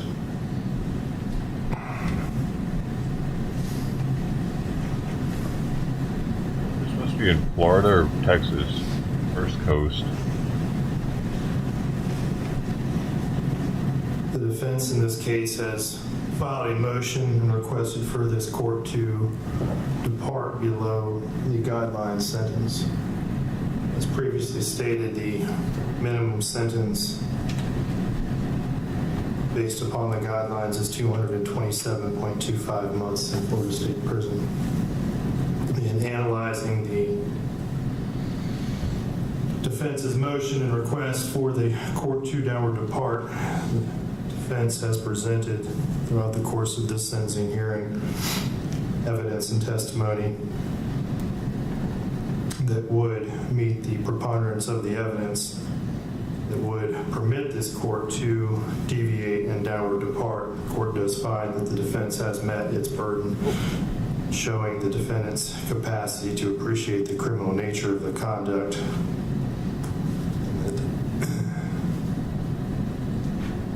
He does require some specialized treatment for a mental disorder that is unrelated to substance abuse or addiction or for physical disability. Fucking bit the defendant me. is amenable to treatment. Bobby, fuck you. They're licking her chops afterwards. I don't know that I agree that this was an unsophisticated manner. I'm not going to find that to that factor. And I do believe that the defendant is old enough to appreciate the consequences of the offense. So the only factor that the court does find that the defense has met is the fact that he does require some specialized treatment for a mental disorder that is unrelated to substance abuse or addiction or for physical disability. That does not, the analysis of downward departure does not stop at the defense's meeting the threshold and establishing by preponderance of the evidence that there are mitigating circumstances that would permit this court to deviate below that guideline sentence. The second prong of that analysis is whether or not the court should.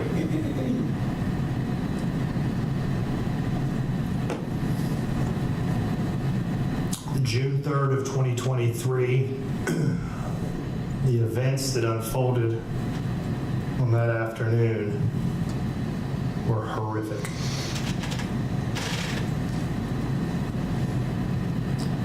This defendant launched a vicious attack on a 17-year-old girl who had done nothing but show him love and only weeks earlier had done her part to try to save his life when he attempted suicide. The same person that tried to save his life, he violently and viciously attacked.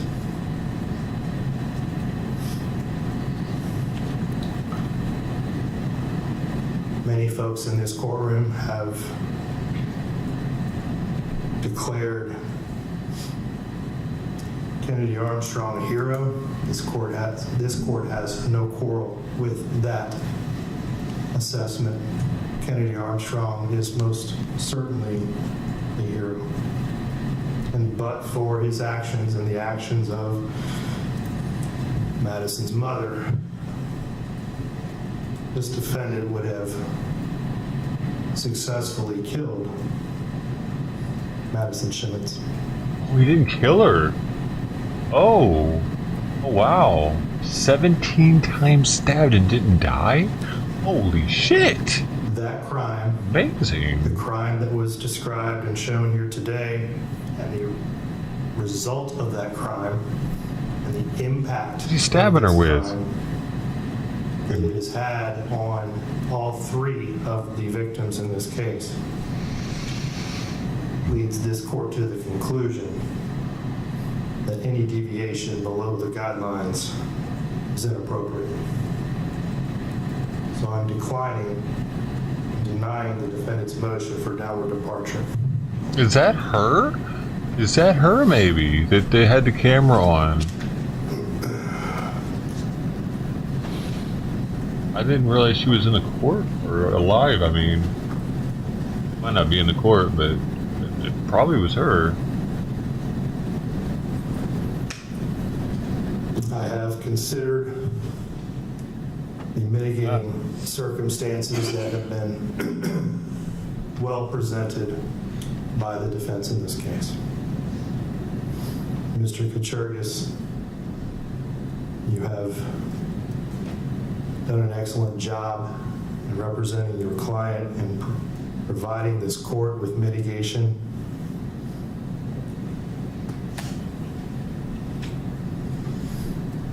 And this court has carefully thought and weighed and considered your client's age, his lack of any prior criminal history, the fact that he was suffering from clearly a depressive state of mind when this happened. 10 to 20 years, probably. 10 to 20 years.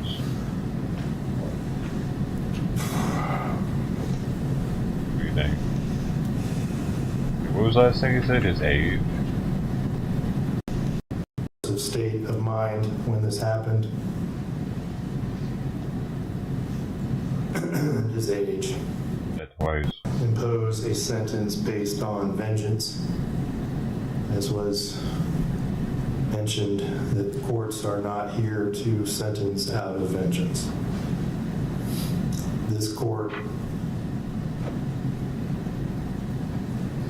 has carefully thought about all of the mitigation in this case. But the crime that was committed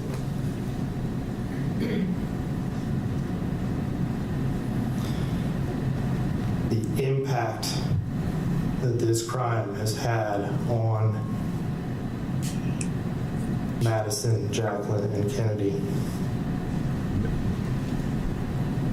Dude, are they sisters? Jacqueline and Kennedy? It just far outweighs any of the mitigation that this court has considered. There are just certain crimes that are committed that merit the maximum possible sentence. You think only 80 years? And this court finds that this is one of them.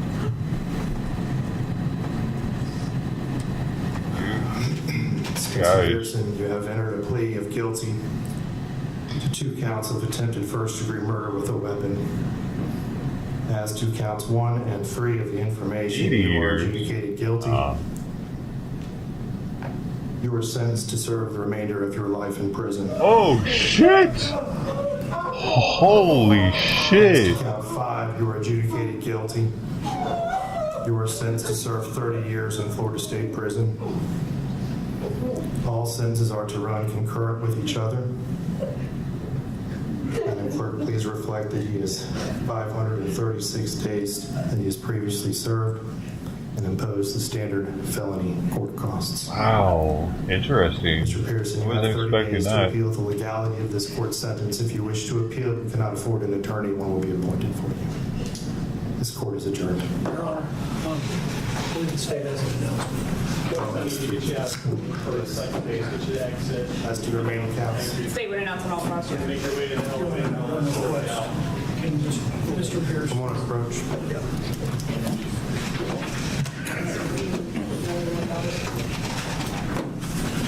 Was it with or without?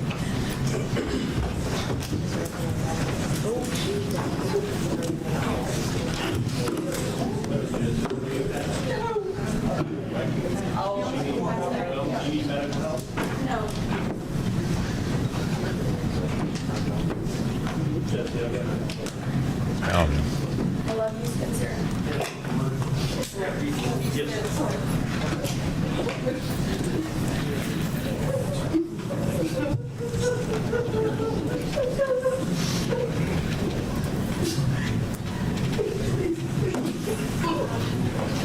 That's his family on the left.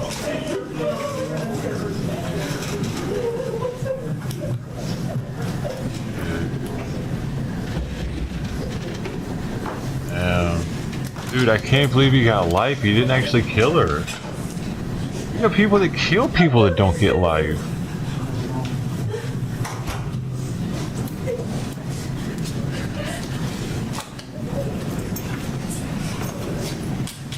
Our laws are weird.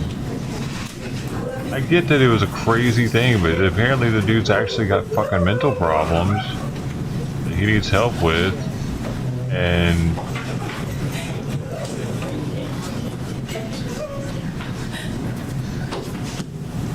life's pretty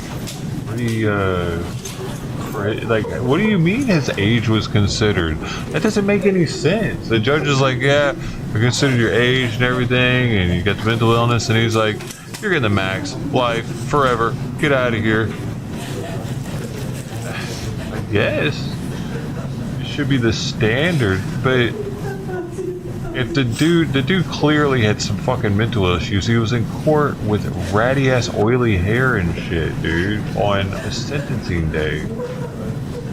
He should be kind of cleaned up at least. They probably gave him the opportunity to take a shower or court. Day before or something. He looked like he hadn't washed his hair in days. And they admitted that he had mental shit going on and that he needed help with. He probably wasn't being medicated for.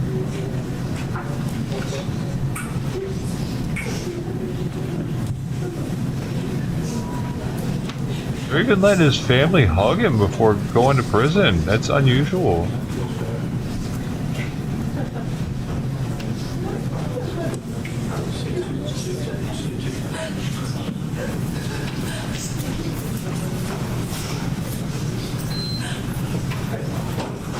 Like, it doesn't seem like he was a kid, like the type that was killing animals when he was growing up and fantasized about serial killers and shit. It looks like he sincerely had a mental fucking snap episode and did some really stupid shit, thankfully not killing her, but now he's being locked up for life? It's different than some, like, I don't know, dude. I don't know, dude. I feel like it's a little different. Maybe it should have been at least with the possibility of parole after like a certain amount of years, you know? Like, they didn't say that though. I don't even know, does Florida even have that? Do they let lifers parole out? We said or done. Yeah, but I mean, for his family to be that emotional, it seems like Like, they didn't know of him doing a bunch of crazy, like, shit that was, I don't know. I mean, I didn't watch the trial, but I did notice the dude had a big ass scar on his neck as if he had tried to slice his own throat before, and that's a fucking telltale sign of some shit. Like, the dude's hurting. Like, he's not so much like somebody who's out trying. He's not like the Venezuelan who came here and bashed Lake and Riley in the skull for no reason, trying to get his rocks off. You know, this guy is like fucked in the head. Florida's like that though, man. I think if he would have gotten busted in California, he probably would have been a different situation. Florida doesn't give a fuck though. I don't know, man. There should have been some sort of possibility of parole after maybe at least a couple decades or something, man. So before his mom dies, maybe. Just to give her that hope, you know what I mean? Give her that, like, man, we're going to work for it. Otherwise, it's like, boom, he's gone. I have no hope. Like, they took the hope away from the mom, too. That's like punishing her, too. And I don't know if it's like her fault that the upbringing and it caused him to be a fucked in the head type person or what. Could be, maybe he wasn't. If he was punishing the mom on purpose, parents on purpose. Because the judge has to think about stuff like that.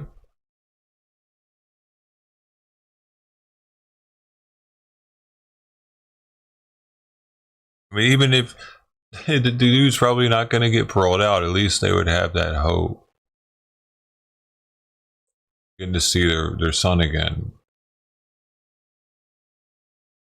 Unless the parents were really far out in abuse and didn't deserve having a kid, which didn't seem the case in how they were letting them interact at the end there.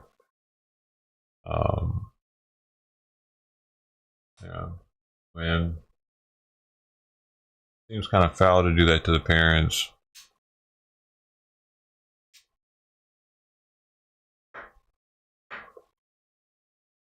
Maybe there's a possibility for parole, and they just don't say it, though. I don't know how they work.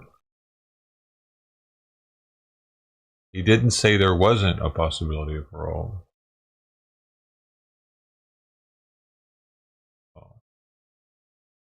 Let's see if it says it here. No, it doesn't. Just say, Judge R. Lee Smith said while he considered Pearson's mental illness, he ultimately decided a case warranted the maximum sentence. I went to high school with Madison, and she's one of the nicest girls I've met. To know that this horrific event happened to her is so sad, but I'm so glad she survived the tragedy. I'm so happy she's able to walk again. Wish her the best. She's a fighter for overcoming this. As a top comment. The second top comment is, can't help but see how much pain he caused his mother. Sad day for any parent that have kids like this.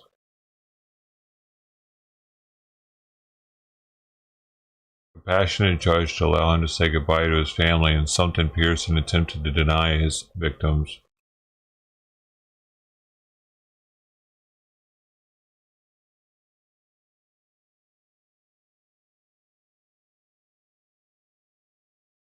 This person says, depression isn't a valid mental illness to justify attempted murder. Not feeling like your actions are wrong is the mindset of every DV perp and isn't a mental illness. This young man had issues like millions of other people, but most never try to kill someone for saying no to a relationship. Well, that's what it was. I guess he tried to hit on her and she was like, get away from me. He got the right sentence for devastating consequences to 3 human beings.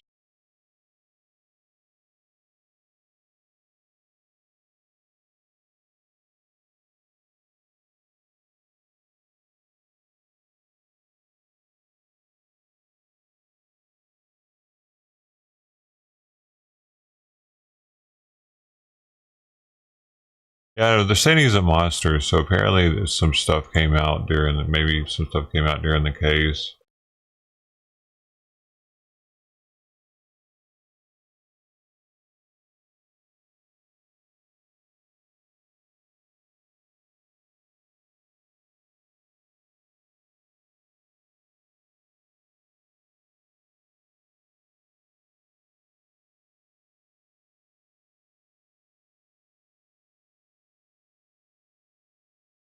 Huh. The victim's family is suing the restaurant for not providing adequate security.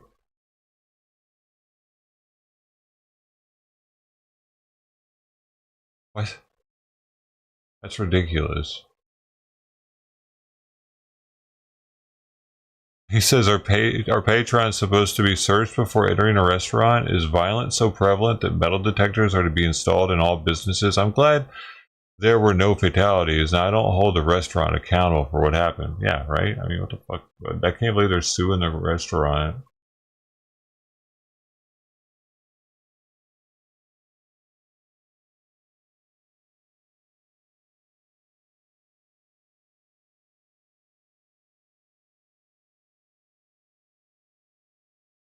I'm really surprised you got the life sentence, though, dude. Life? For attempted murder, life. I didn't know that was even possible.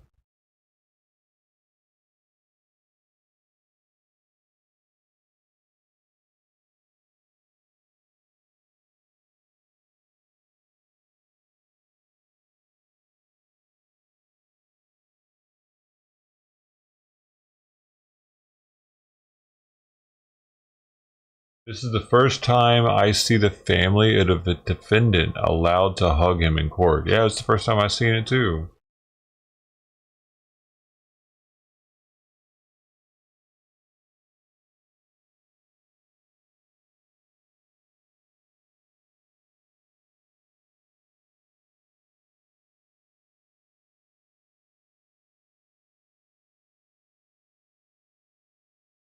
This fucking lady. He showed no remorse for what he did and only looked shocked at his life sentence. I mean, anyone that gets a life sentence is going to look shocked. I don't care if you're guilty or remorseful or what. You know what I'm saying? It's going to be like a, yeah, he just said fucking life situation, and it's going to be shocking. Here you are. It's pretty unbelievable that they let him hug his family after the sentence. You don't see that too often. Yeah, that was really weird, actually.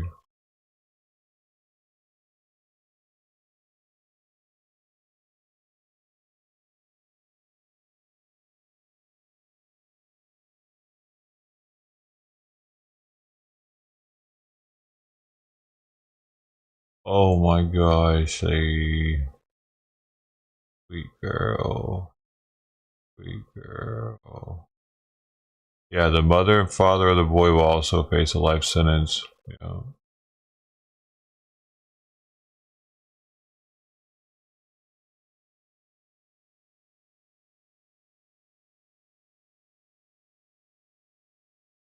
What a stupid comment. I hope he thinks about what he did in prison. By the way, no comma. There's no comma there.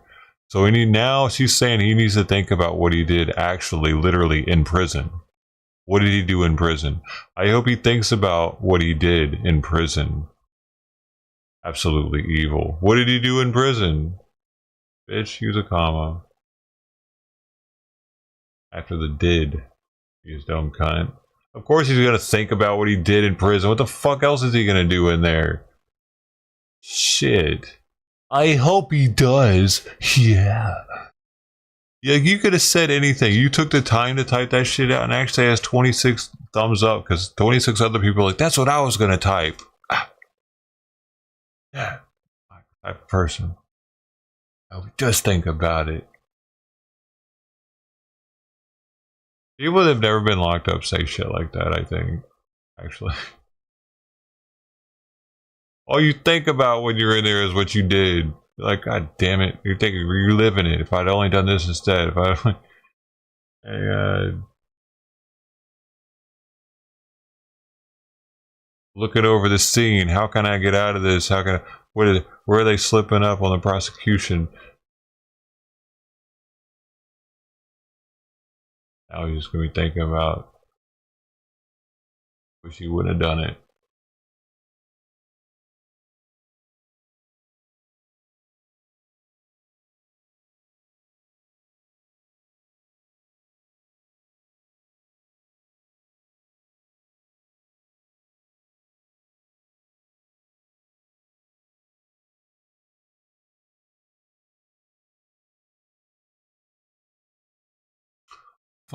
Of course, people are saying it's white privilege that they got to hug each other. It's just white privilege. That's got 10 upvotes. Someone says, I didn't know parents were allowed to say goodbye like that because I'm pretty sure that she wouldn't have been able to say goodbye to her mother as she died. And the top comment, the first one, what? Crying, laughing emoji. Period. 3 question marks. Why he was able to hug his family is called white privilege. 10 thumbs up.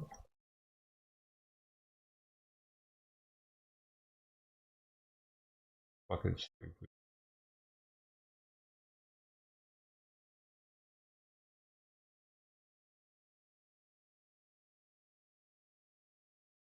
Well, the parents said there weren't signs earlier. Interesting.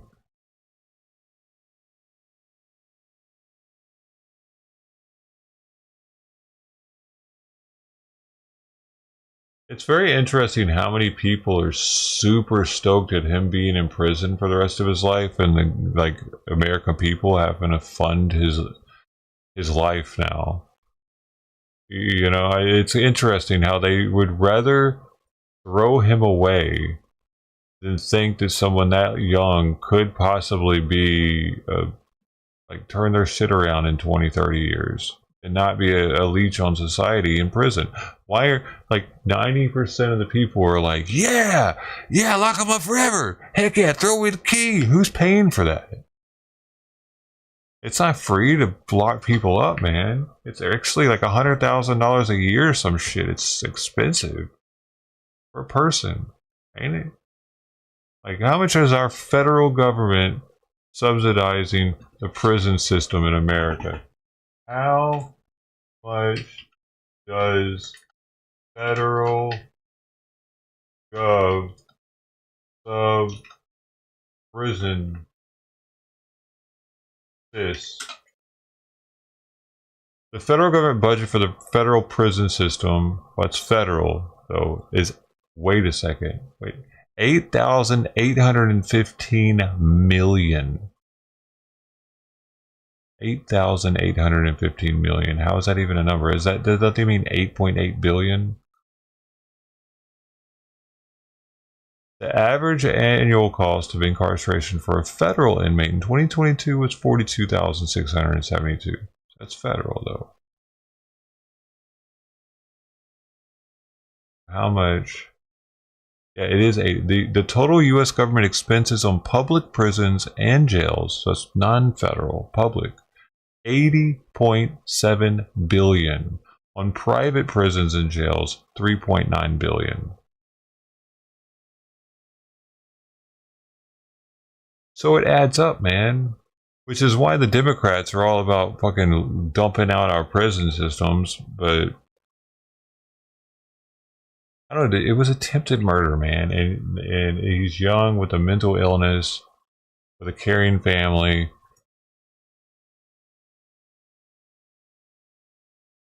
Now they've given him zero reason to want to get better. His family have zero hope.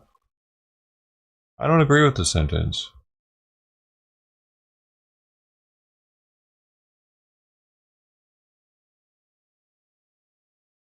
There's no reason to want to be a better person now at such a young age.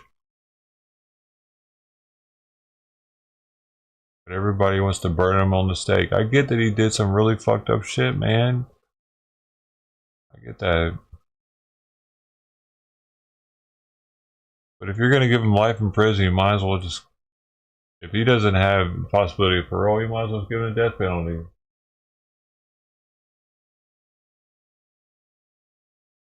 I don't know, maybe not. Maybe he has the ability while being in prison to write a book and affect lives and be a positive influence on society. It's possible.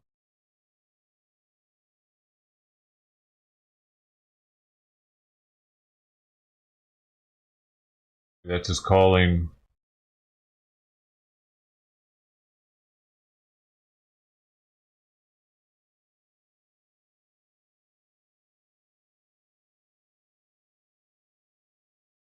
Or he'll just end up killing himself in there because he's already tried on the outside. Dude, my D-Live numbers are doing some really fucking weird shit. It was at 15 a second ago.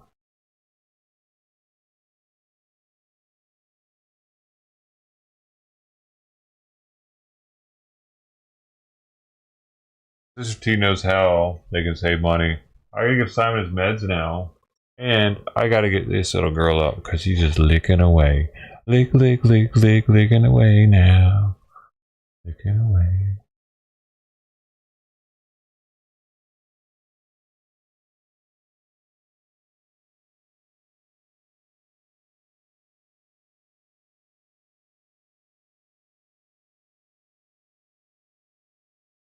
You ready to go?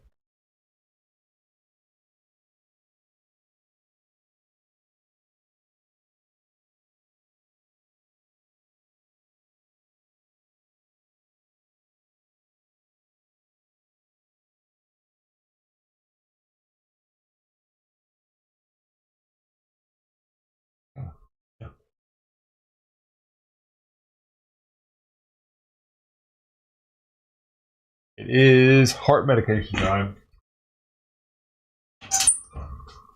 He keeps it down.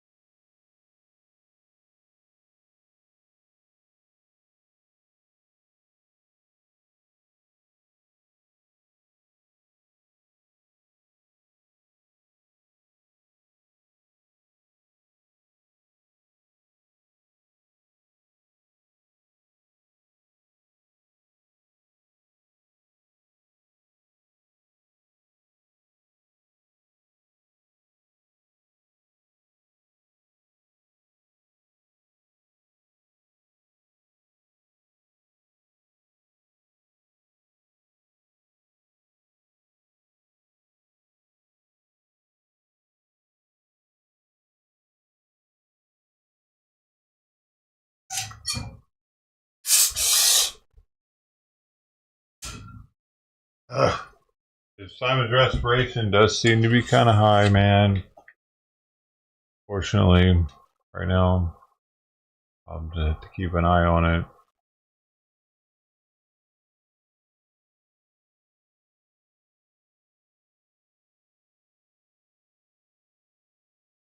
We got a live catch.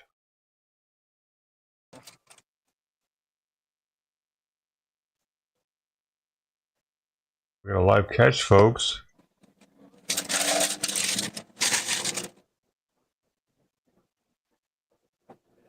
Yo, yo, yo, yo, yo.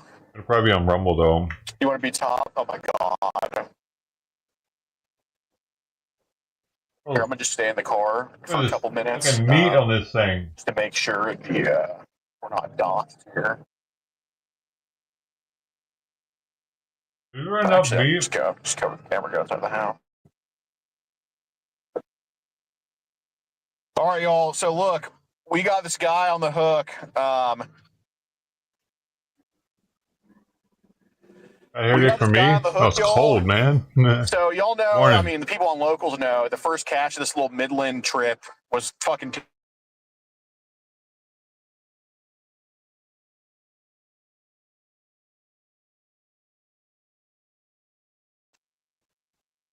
Had tons of child pornography. You all know how bad he is. You can go watch that catch on locals. But this guy here is even worse. Oh, it's because I'm training now. This guy here is even worse. This guy, I'll explain more to the locals people how we found him.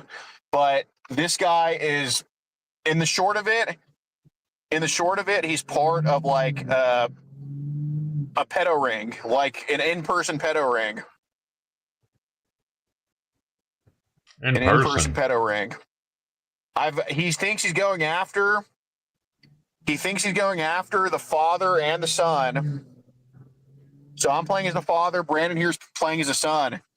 You saw this one already, This guy Lou? is so fucking bad. I've done 2 phone calls with him. About to do a third. I'm not streaming those phone calls right now, but we'll drop them if we get them. But it's live though. It's going to be live for locals, of course. We got to do it for the people who make it possible. So this guy is only locals. So fucking bad. I've talked to him on the phone for probably about an hour combined.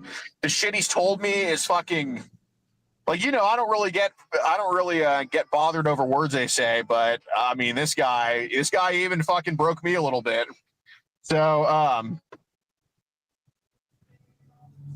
dude, I don't think Maine did shit to Timothy. Maine fucking sucks.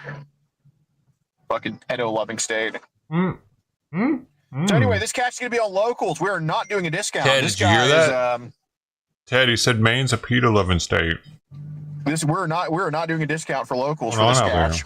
You also just join it. This guy is so fucking bad. This should be the reason you join. Along with the over 100 other catch early uncensored, including the one who... Thomas, you can email me, ppoachers3@gmail.com. I'll show you how. Why does he think people want to hear somebody off themselves in the background? We should be doing this catch in about an hour, okay? About an hour. So join up on locals. The mods are putting it. This guy was going to be, if we catch him, I know exactly where he lives. 4 minutes from fucking the Sting House. This guy is one of the fucking worst you'll ever see. Terrible, terrible, terrible. No, I'm not going to do therapy, but yeah, join up. Only $10. Over 100 catches, early and uncensored. Oh.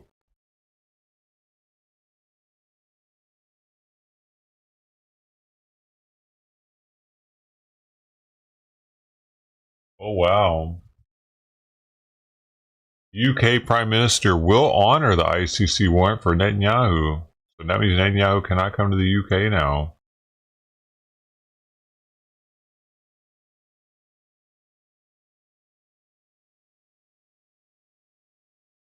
Oh shit, she's fucked up for life though. Oh, look at this. This is that girl from that story. Like, she is not normal ever again.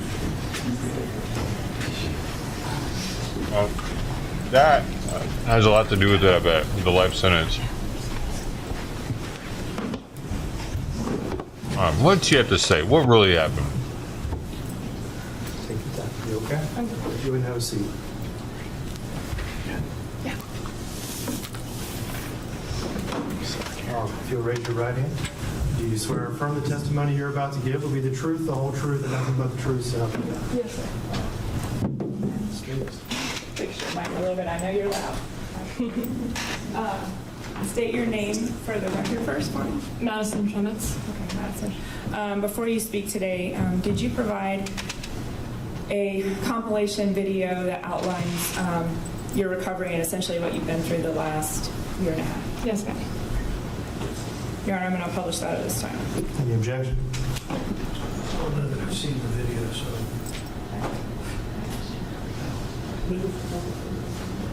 No objection, Your Honor. All right. You may publish. Where the cat's at? Put out damn good duck food out there.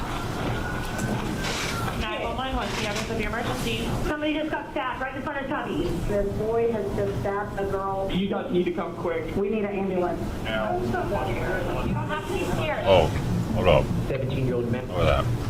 Shemitz, Madison Shemitz. Was stabbed 15 times in the attack. Outside Mr. Chubby's in Ponte Vedra on Saturday. The attack also sent her mother and a good Samaritan to the hospital. Madison suffered a spinal cord injury. She is now paralyzed from the chest down.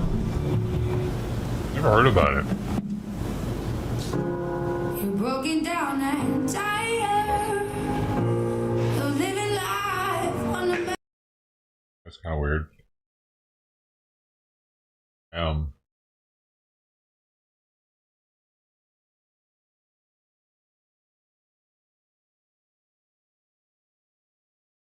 Mm. Oh.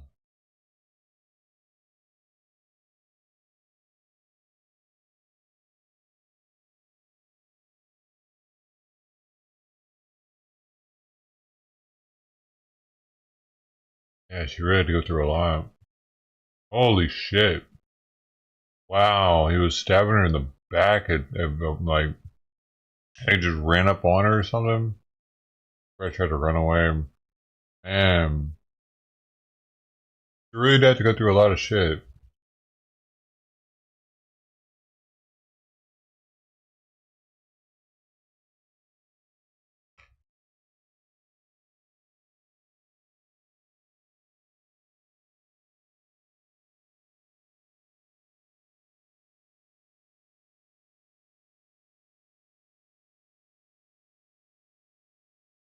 Why don't they give her stem cells?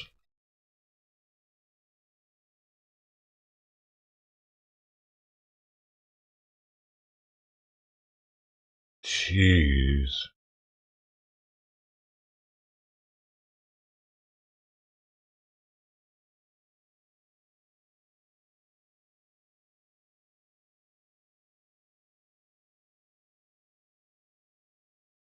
I wonder if mushrooms would have helped it too.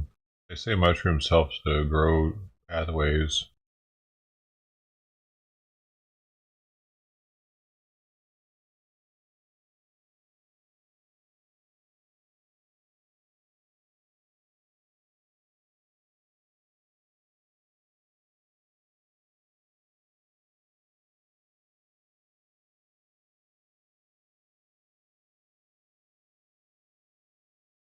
Wow, how long it takes to make it work again.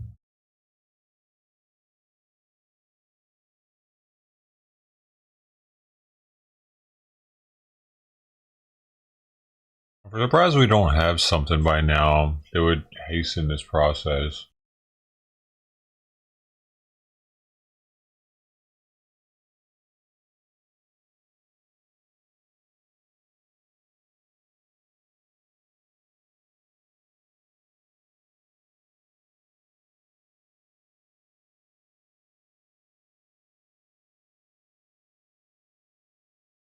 Hmm.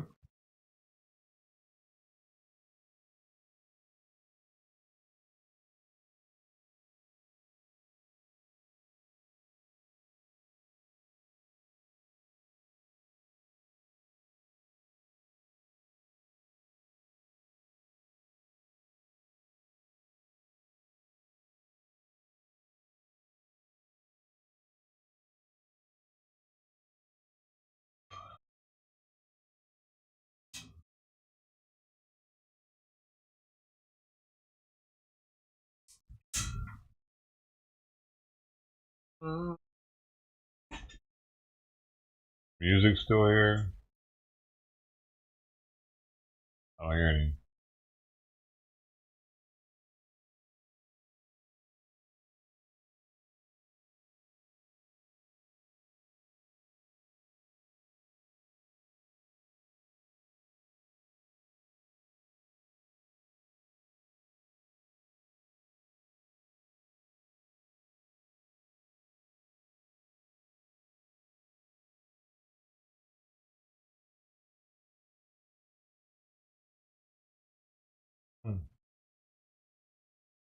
Wow. That's pretty impressive.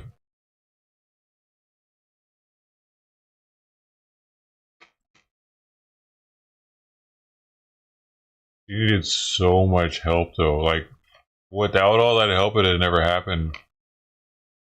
All that work. Could be.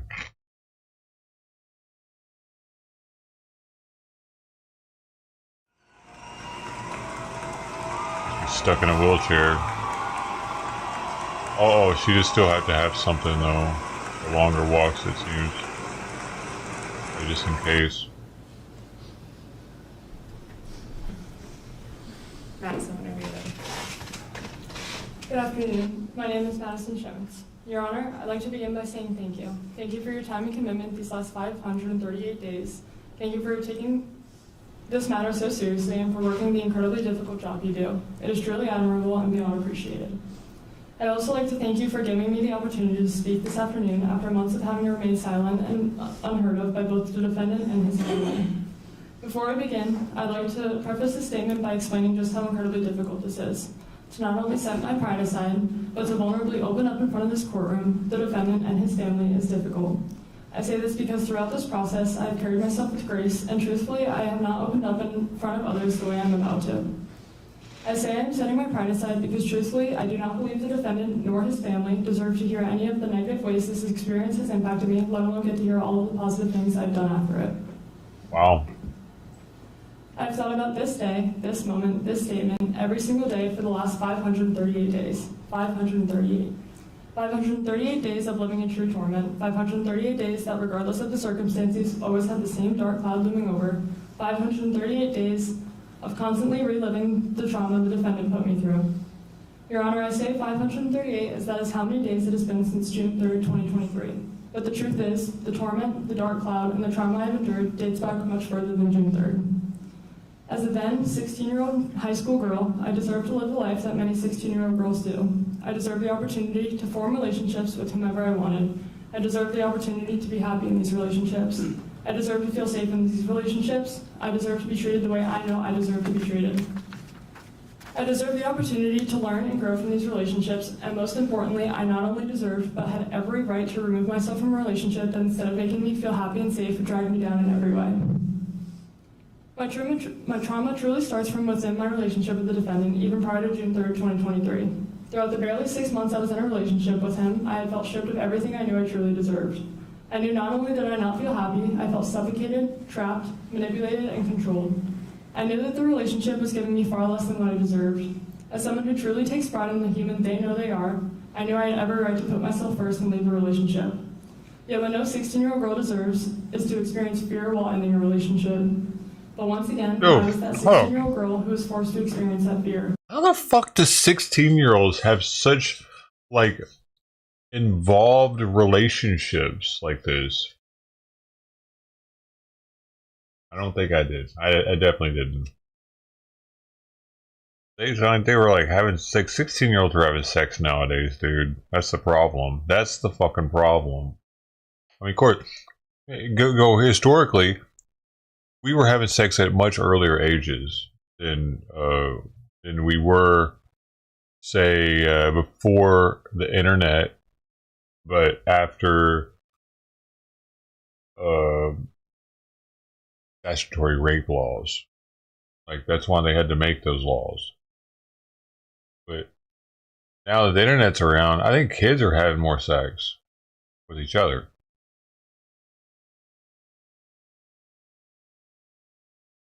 Seems like it.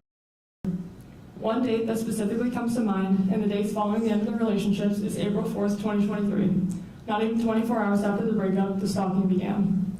As I innocently sat in the Davis Park parking lot with a few friends after a softball game, the defendant decided to show up. Not only did he show up uninvited, he showed up unannounced and unwarranted. And that moment was the first moment I had felt that fear. I knew I did not deserve to fear. As I began pulling out of my parking space to head home was when I had noticed the defendant's appearance. I rolled down my window and asked him what he was doing, as he responded with the same question. I told him I had been sitting there talking with friends. I proceeded to then ask him if I could call him when I arrived home, as I felt an overwhelming sense of uneasiness being alone late at night in a dark parking lot with only the defendant. I then pulled out of Davis Park and began driving home. I vividly remember the defendant tailing my car in a way I knew he never did. The feeling of fear grew stronger and stronger each second of that drive home. Feeling the way I did, I purposely took a different route home than I normally would have taken so that I would pass the defendant's neighborhood.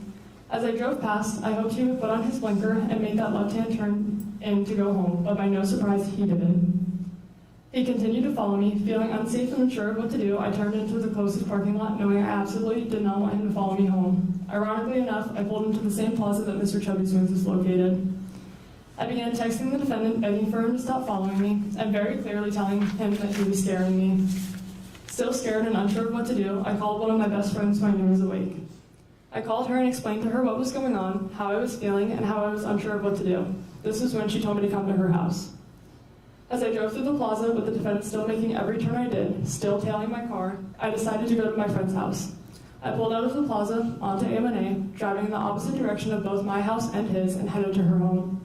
I continued to tell the defendant to go home and told him I had to deliver a science packet to my friend. Yet he did not turn around, nor did he go home. He proceeded to demand for me to go home and inform me that he knew that that wasn't on my agenda for tonight, and that I need to be home after my game, and that was my agenda.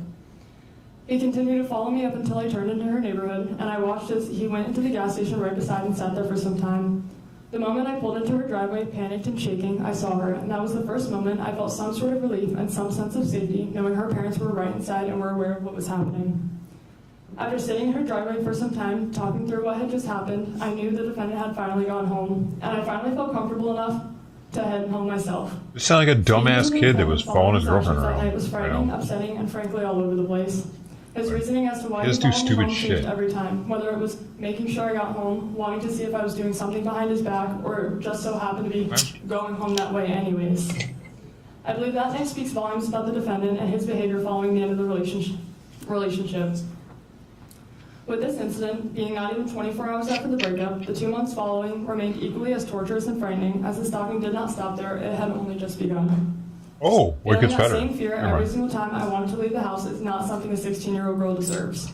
Having to be hyper aware of my surroundings every single day in fear that he would show up where I was yet again is not something a 16-year-old girl deserves, let alone not something she should ever have to be worried about.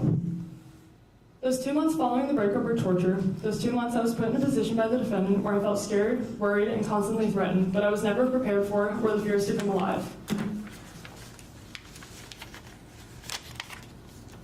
June 3rd, 2023 was without a doubt the absolute worst, most traumatic day of my life, and I remember every single second of it. As a 17-year-old teenage girl, on a Saturday in the summer, my day started as any other day would have for me. I had one of my best friends I met through softball in town to spend the weekend. We had stayed up late and woke up early, excited for the plans we had made for that day. Once we woke up, we got ready to go to the beach. That day was windy and almost cold for it being a Saturday in June. After some time being there, we both got cold and decided we would leave the beach and go join our moms and brothers at my community pool. We got there just before 1:30 and hung out for a while, simply just enjoying time together, as these were friends we did not get to see often. During this week in June, the Women's College Softball World Series was happening. Eventually, we decided we would go get something to eat and watch the games happening that day. This decision, unknowingly, became my life or death decision, and I had no clue. I remember going home sometime between 2:10 and 2:50 to change out of our bathing suits and get ready to go to Mr. Chubby's Wings. And by 2:53, my friend and I were in the car blasting California Girls by Katy Perry on the way to the restaurant. I remember sitting at the stoplight, leaving my neighborhood, and texting both our moms asking if they would come with us. I remember my mom responding saying, "You just want me to pay for your food," which, although may have been true, I had this feeling that they just had to be there. And to this day, I am still unable to fully explain why I felt so strongly about wanting them to come with us. My friend and I arrived at the restaurant a little bit before our moms did, and as I walked in, the defendant came to mind. I entered the restaurant and looked around to make sure he was not there before we sat down to eat, as I knew I had previously run into him there within those 2 months. Once I realized he wasn't there, we sat down to eat and began to watch the Oklahoma-Tennessee game. At 3:43, the defendant pulled into the parking lot. At 3:47, the defendant walked into the restaurant and knowingly walked right past me. By 4:15, the defendant had gotten up and walked past us to make his presence known.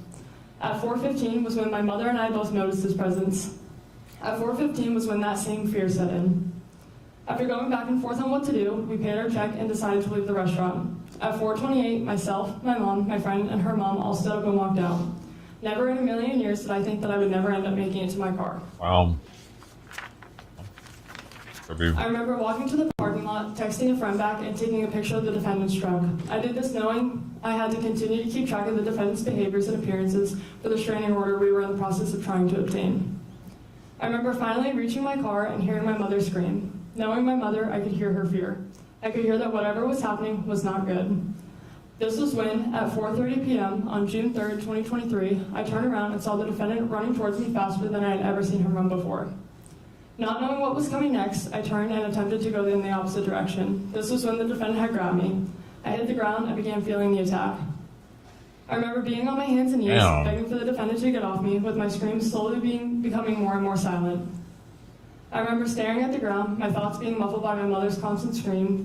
The scream that had first alarmed me did not stop throughout the entirety of the attack, and frankly, I can still hear it to this day. I remember hoping for the pain to stop and feeling my mom pulling him off of me. I remember finally being let go and falling to the ground because at that point, my body had been paralyzed. Little did I know that me being let go in that moment meant my mom was now being made another victim of the attack. I remember laying there with my eyes closed, blacking out until the defendant began stabbing me again. Your Honor, a 17-year-old girl should not know the feeling of getting stabbed. Your Honor, I should not have to remember the feeling of my body being inflicted with a knife over and over again.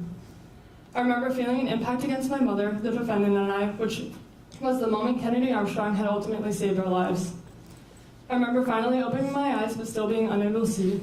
I remember asking my mom to get off of me because she was now actively bleeding onto my face and into my eyes. I remember finally realizing I had been stabbed and that I could no longer feel my legs. I remember the moment I realized I was paralyzed. I remember struggling to breathe and formulate words.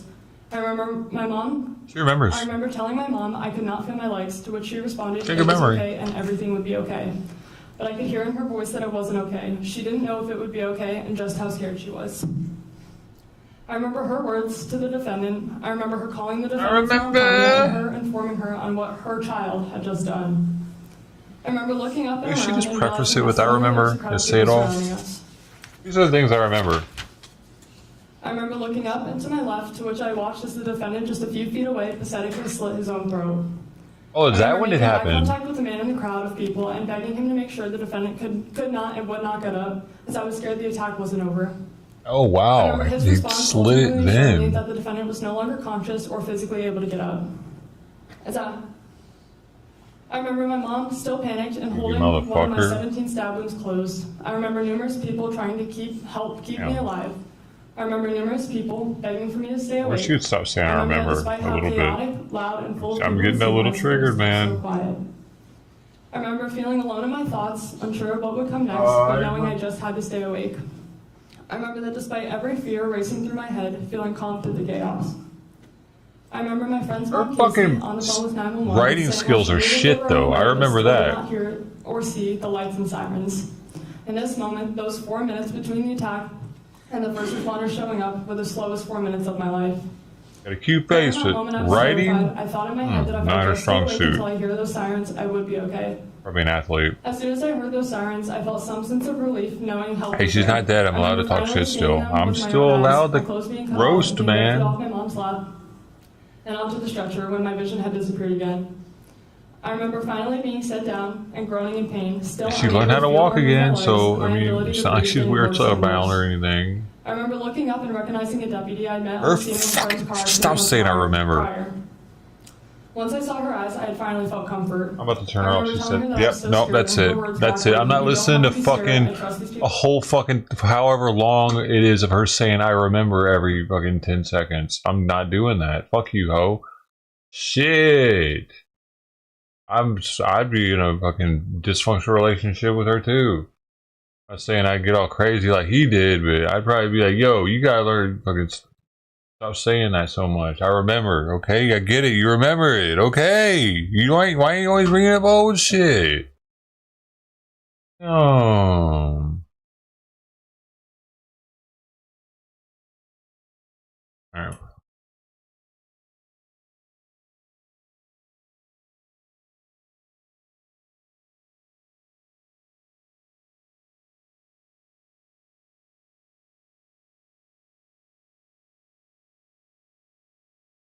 While most of us are ready to begin the holiday season, some uptown area residents are scrambling to deal with their ruined apartments. You see a busted pipe.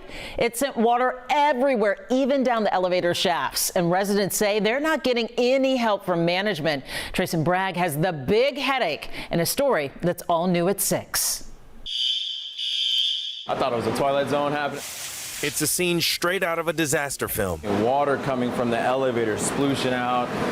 The water was just rising. It was crazy. And sadly, it's the reality Marquise and many of his neighbors at the Gables Post Oak apartments were forced to live through when a large pipe burst in the complex early in the morning last Friday. I don't even know how to swim. I was like, what if it gets higher? Like, what am I supposed to do? So I really did get scared.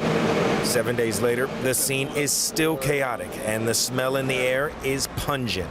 This is actually better because the smell was even more rancid than it is now. Marquise lives on the first floor and tells me, like many of his neighbors, his floors were completely soaked for days. The water came up to about that? Yeah, the water came up to about right here. The flooding ruined his mattress, soaked all sorts of clothes, and worst of all, destroyed electronics like the camera equipment and drone he uses to earn a living. As for the response from property management, and to be treated like this, it's inhumane. So besides the obvious inconveniences, inhumane to treat us like animals. I'm not a monkey. Over their health. Residents say they're especially worried about mold, and some, like Marquise, say property management won't let them break their lease or even discount next month's rent. We heard the same thing from resident Aaron Brown. Like, you turn our apartment into SeaWorld, you ruined my mattress, and now, you don't have the decency. It's just honestly very disrespectful. Other neighbors, like Carla Dunez, have a different but potentially bigger problem, receiving this letter explaining their lease has been canceled and they have 7 days to vacate the property. It's been frustrating, it's been depressing. I don't know what to do at this point. Now, we tried reaching out to the building's property management to get answers, but like many of the residents that we spoke to today, we're still waiting on a call back. Mia, I'll send it back to you. Tracy, we certainly understand their frustration. There's never a good time for something like this, but the week before a major holiday, we truly wish them the best through it all. Tracy, thank you.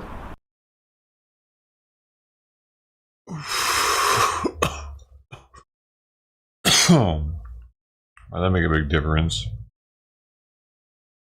Not before Thanksgiving.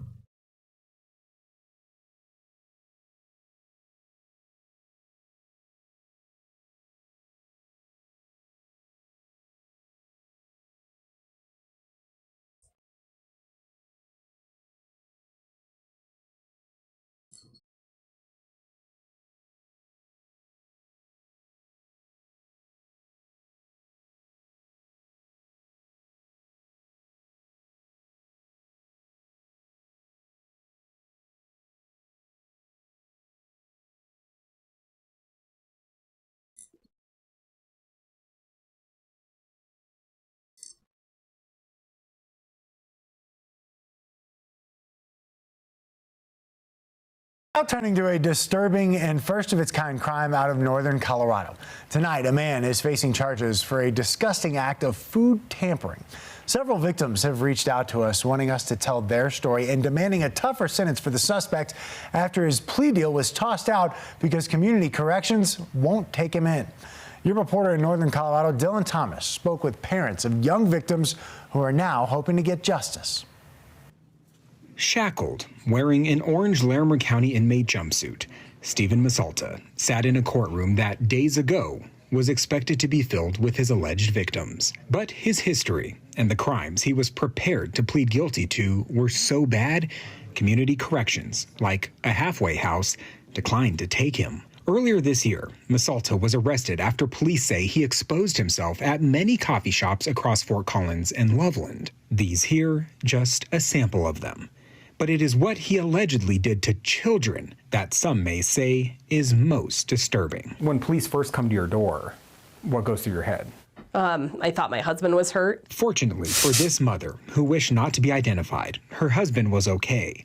But she was about to learn her children, just 2 and 5 years old, were victimized when they attended a birthday party. They asked me if my children and or my husband and I had eaten cupcakes that were served there. Unfortunately, they had. Could you have ever fathomed what they were about to tell you? No, I don't think anybody could have ever imagined this. Police told her they found video evidence of Masalta touching himself and contaminating food sold at this Fort Collins Safeway with bodily fluids, including cupcakes clearly decorated for a child's birthday party. When you found out that it wasn't just you and your trust violated, but it was your children's as well. Yes. Explain for me what that's like. Well, luckily they're so young that we haven't communicated any of this to them. But I mean, we as a family had to go get, HIV and STD testing, all the joy that comes with a birthday and cupcakes and all of the amazing celebrations. Now, in my mind, is always associated with that, and watching them enjoy those things is not the same anymore. You should be able to go to a kid's birthday party and not worry about eating cupcakes. According to the documents we've obtained, he was convicted of sex crimes in California. He's accused of exposing himself at coffee shops. He's accused of contaminating food that your children ate. What was your response when you saw the plea agreement that he was offered? Disappointment. I don't think that what they've done is enough, in my opinion. But in our opinion, the harsh end of the spectrum should be given with the pattern and the reach of these crimes. Prosecutors and the defense will now return to negotiations on a potential more severe plea agreement. Multiple victims tell us they hope the new sentence Masalta will receive, if guilty, will come with more harsh punishment. DA Gordon McLaughlin issued us the following statement saying, in part, the law is completely inadequate to account for the nature of these incidents. Our goal remains to piece together the greatest level of accountability possible for the community. We are committed to doing everything we can to deter this type of behavior and get justice. Has this changed how you see life and experience life forever? It does. It's so upsetting. I hope that someday I'll be able to move forward. I feel very upset that that's been something that's been taken away from us. What was taken away? Dylan Thomas, You can't buy Colorado cupcakes First. from the grocery store anymore because they might have jizz on them. I mean, duh. That's why I don't buy them. You never know. But with that, what's that? Is that icing? That looks a little drizzly? Is that? I take the cupcake and kind of tilt it a little bit, see if it runs off. Oh, the cat? Her? Oh, there's a trash truck outside. Oh, that's what spooked Crossback too. It's a he probably though. I don't know for sure. Which way did it go? To the that way? Did it go to the left? It went the other way? Oh, interesting. Must be able to, yeah, because the trash truck's out here. It must be able to jump up there over the wall. Oh, well, it ate a little bit. I'm glad it ate something.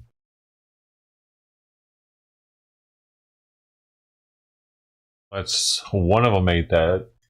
I mean, I was just gonna go back there and look at her as soon as that segment ended. I was gonna go, or him. I was gonna look and see how it looked close up. I mean, I guess he can live like that for as long as there's food for him to eat. He can live like that, I guess. Definitely. Come on.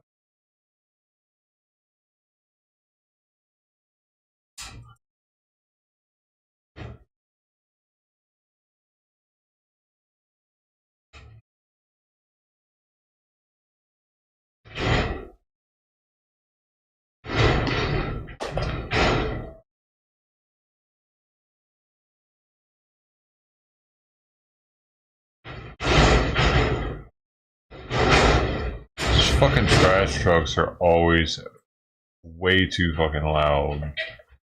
Why can't they? Why do they have to be so loud?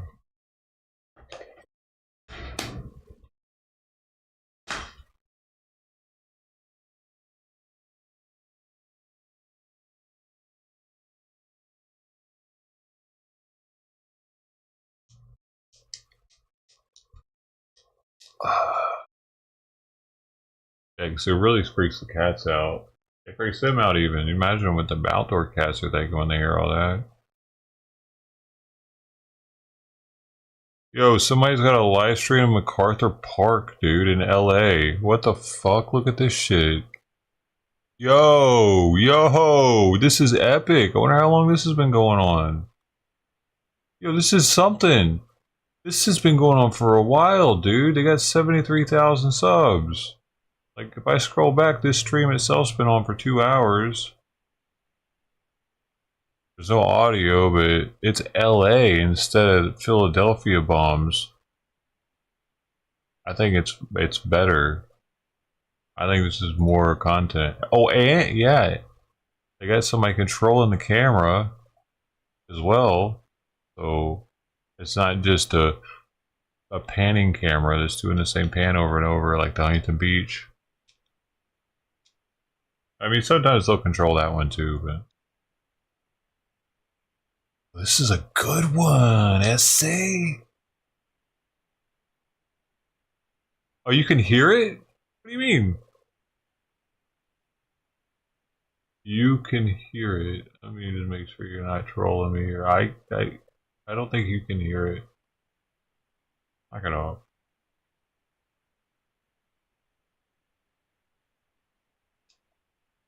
Oh, the trash truck. Yeah. Sorry about that.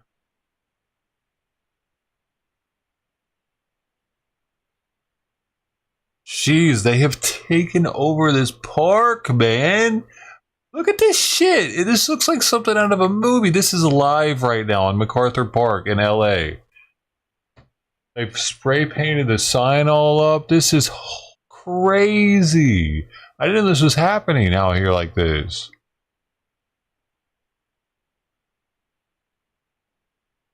This definitely doesn't look like yeah, there's a fire in the trash can right there. It doesn't. The fucking fire department's showing up right now for it. Yo, I love this dude because honestly, whenever I watch the East Coast camera, it's not the same for me because I think I could be where they're at in 30 minutes, 45 minutes. I could be at the trash fire. Breaking news at the trash fire. I can't do that in Philadelphia. And like, this is real time for me. Watching Philadelphia, the sun's about to go down, and usually it's 3 more hours so the sun's going down for me. So this feels like my my area. Like this is it's close to me. The people these people could be in my backyard easily and try to take my cat food.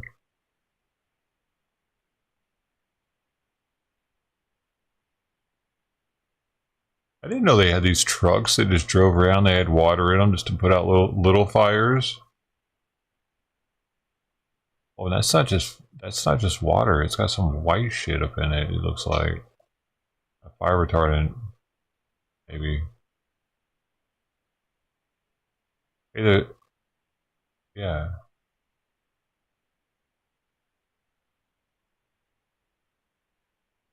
I totally just stumbled into this awesome channel, dude. Heck yeah.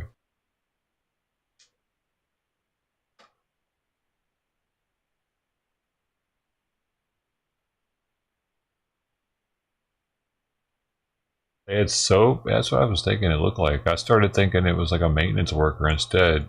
I started thinking, is it soap? Maybe it is soap. It looks kind of soapy. Because it doesn't look like fire retardant foam. That would be much thicker. Usually, I would think that's what I. It's like you don't want to wash that stuff off, like the pour stall. You want to. It's supposed to build up, and it's mainly for metal, like burning metal, magnesium.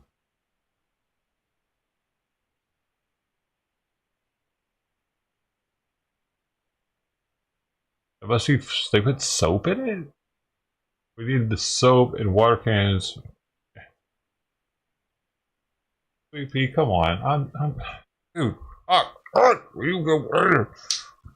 Simon's in here. Can you play with him?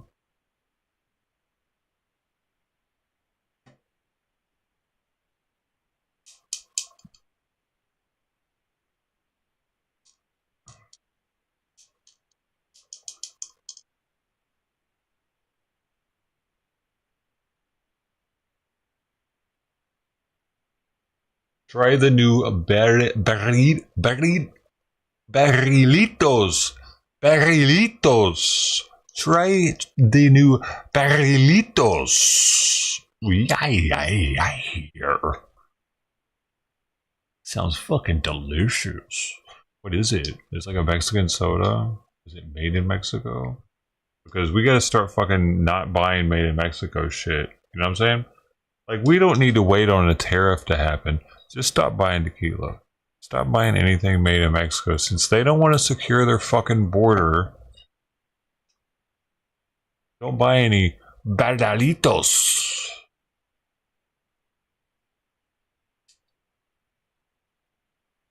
That's what I got to say about that. Or if your vehicle is manufactured in Mexico, don't buy a brand new vehicle manufactured in Mexico.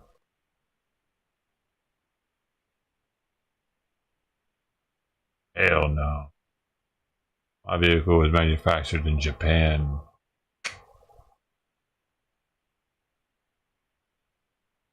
They're still making up for Pearl Harbor.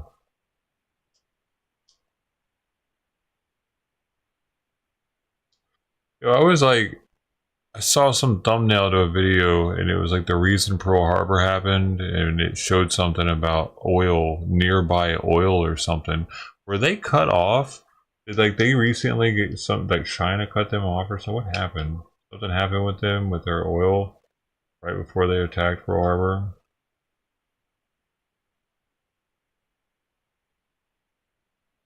I didn't watch the video, but it made me think about it for a second. Like, interesting. Something happened?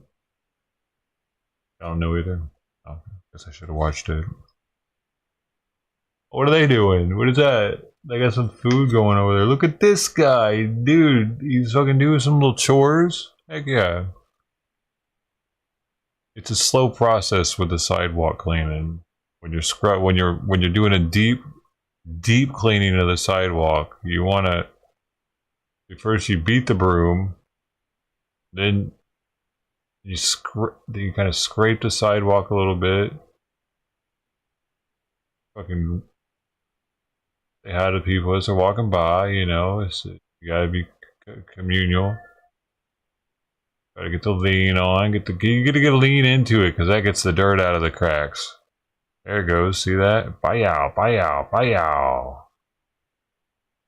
There's the best sidewalk cleaner that they have, actually. He was actually trying to hit that kid with pebbles. Tacos? Holy shit, how much? Are they free? I want 10. I'm hungry. I'm a growing homeless boy.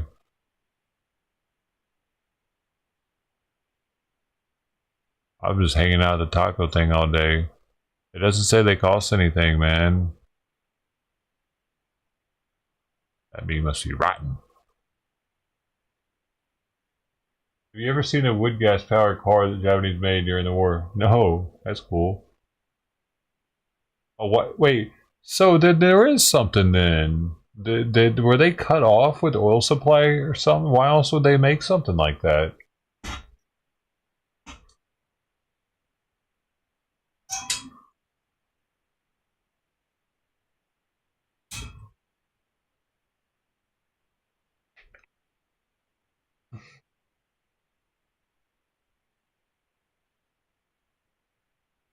Wood gas. What is that? Like gas made from wood, or they ran off of just burning wood?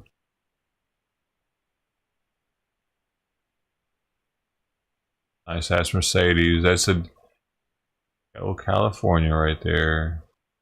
Poverty, the lowest poverty right next to the highest wealth. That could be a Bentley in 30 minutes driving by. I could be a Lamborghini driving by tomorrow. LA's wild, man. That's where LA's a little more different than the Philadelphia, like Skid Row. The wealth divide here is a little more steeper. A little bit. Sure, there are rich people in Philadelphia, but not as many.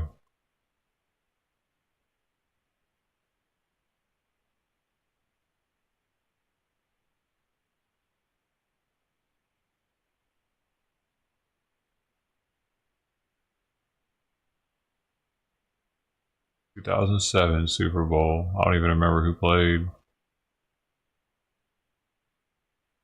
Is that back when the Cowboys were still winning?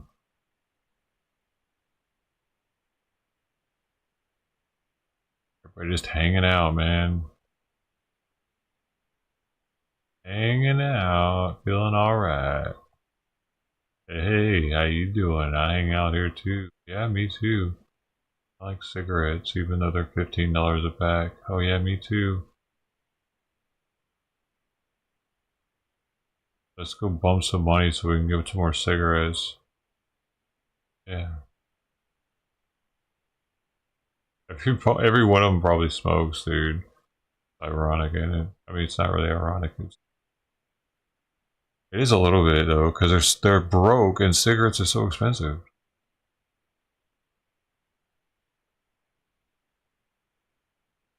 Yo. We got Glitches McGee over here. About to do the next Scream movie or something. What was up with that dude? He looked like his balls were itchy. Mine itched a little bit. That's better. A lot of maintenance. Oh. Off to the wood.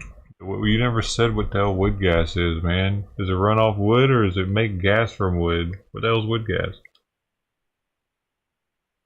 Did they, they were just shooting up in between his toes or something over there.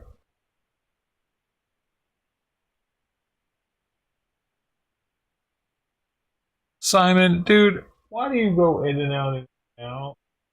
Wait, where are you? I heard a meow. Simon, come here. I'd rather meow at the gate than the wall. Oh, we got another itchy one over here. What are the old Asian dudes doing there? Trying to recruit some marijuana growers for Mexico, or for, Arizona or New Mexico. Or they had that saying where all the Chinese nationals were growing weed.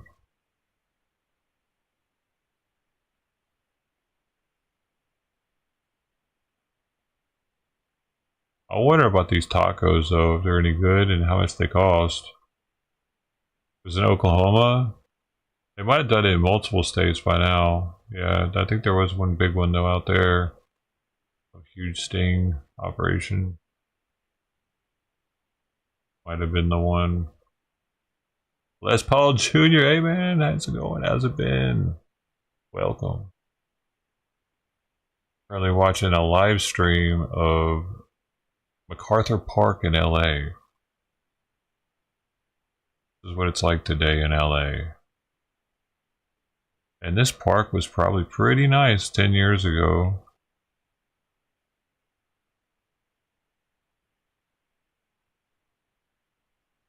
I don't remember. Was MacArthur Park like a Skid Row Park 10 years ago? 20?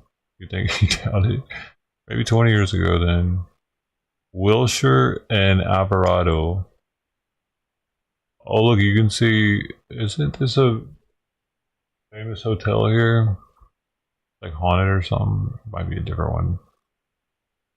Oh, we got another dude that can barely stand up straight.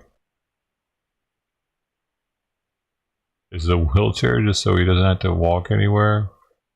Or he might actually need it, I don't know. He was just standing up though. Why doesn't he use the arms, the wheels?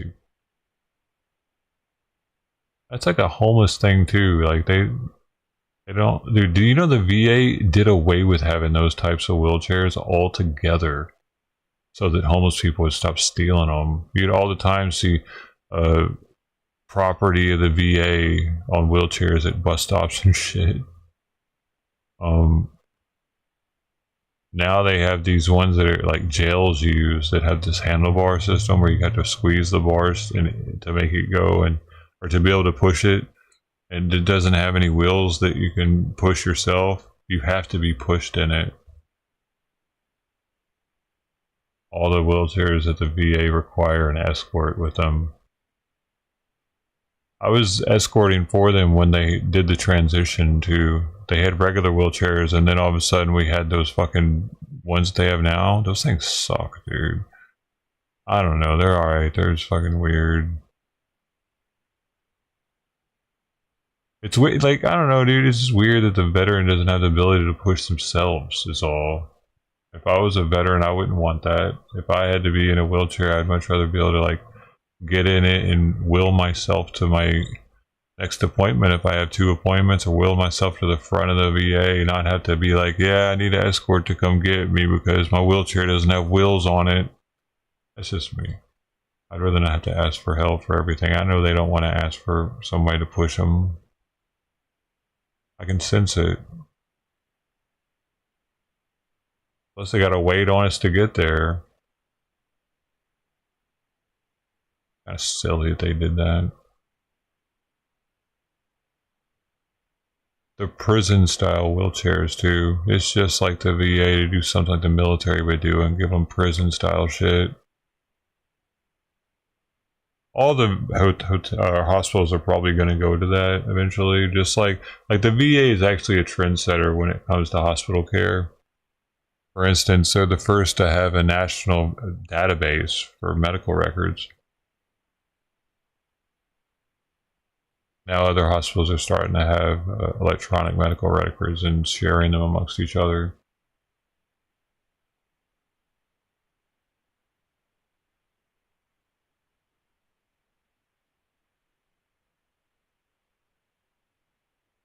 Arthur Park. Shitter's full. That was a Shitter's full truck, wasn't it? So this thing goes back 2 hours.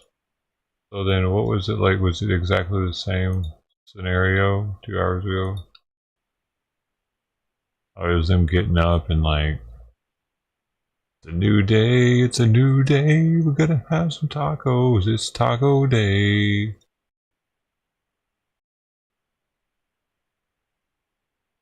Man, look at this dude's pants. Holy shit. Been rolling around in dirt. Just, he was like, yeah, give me some white pants. I want to look as dirty as possible.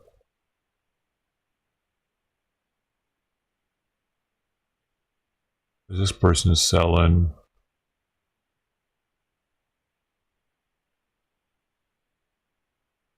They just buy that? Did this person just buy that from him? Or no, it looks like they gave it to him. They wanted to give money, but he was like, no, here, you keep that. You have it.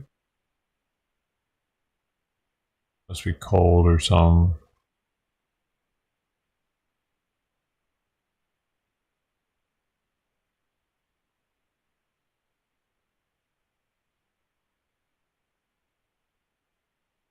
Well, that's pretty cool how they were able to put that on their head and make it stay like that.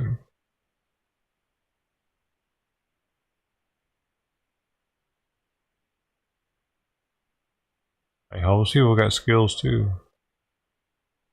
This guy though, he's about to fucking fall over. What does he do? He's doing like, what's that dance he's doing?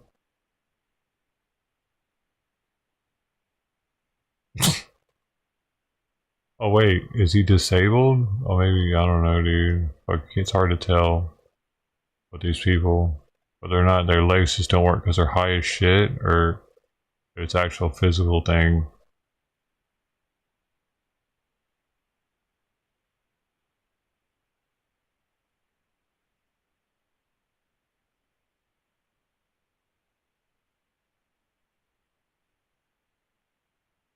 None of them wear belts, it seems. Well, some of them, a couple of them wear belts.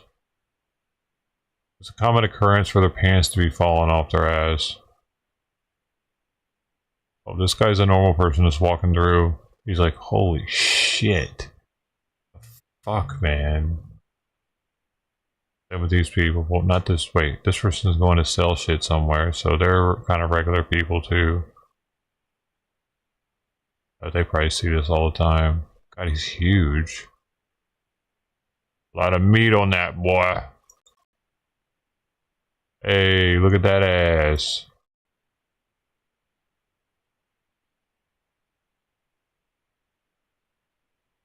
Man.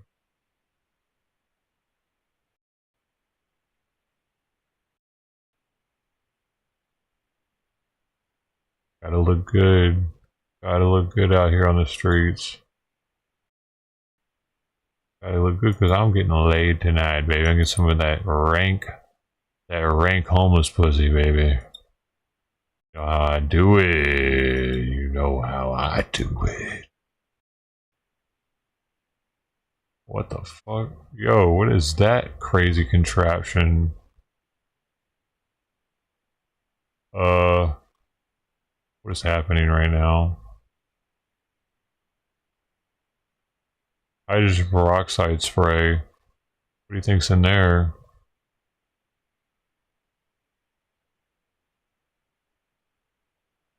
I was just spraying fucking.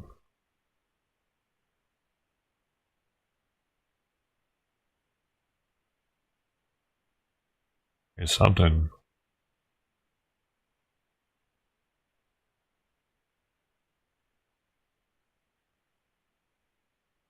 Man. It's not all like this, dude. There's only pockets of this. That's why I'm so blown away by it. I don't remember seeing this before. I've been to Skid Row, but I didn't know that this existed outside of Skid Row. Out here, I thought that was our only pocket. Apparently, there's a couple of pockets now. Well, I guess there was always this pocket. Maybe there's another park that they're taking over the parks. Can't we stop that? Oh no, the camera's down. Camera's up. False alarm. What's he looking for?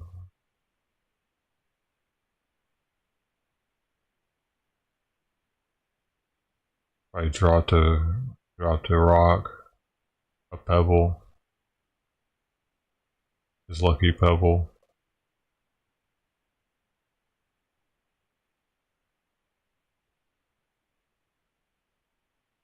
Why do people on fentanyl and shit like to stand like that? That's what I don't get. I think they actually get to get some sort of high off of standing like that.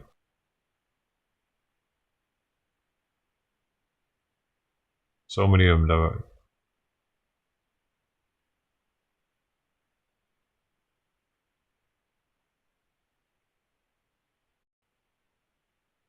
See, like this guy.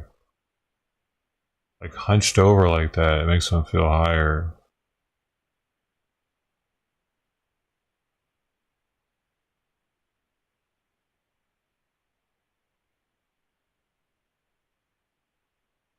Or the dealer. Well, if this guy's sober, he's eating.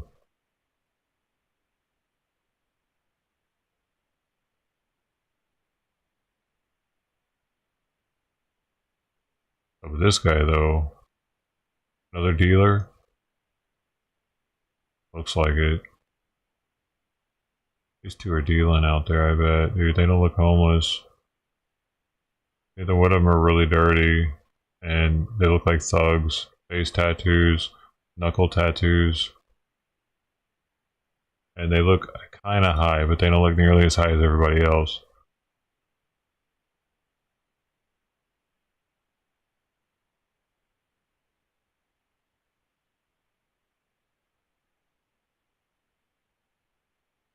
Are they fucking under there? Or just... moving every now and then. City scooters, those aren't city ran scooters though, are they?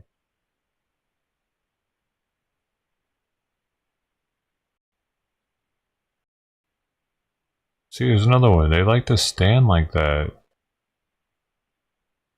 That gets them off somehow, having their back leaned in like that. There's another one.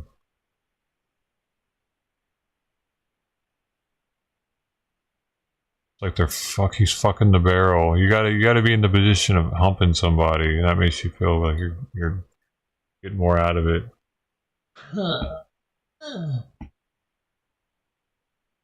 Jeez. He's just sleepy, dude. Leave him alone.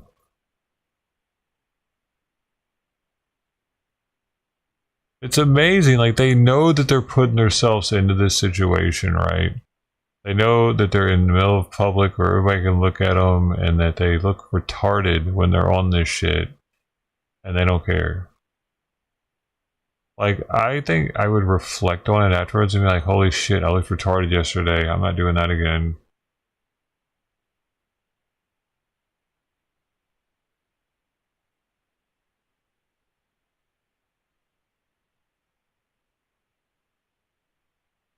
Dude, this is why you shouldn't use public fountains.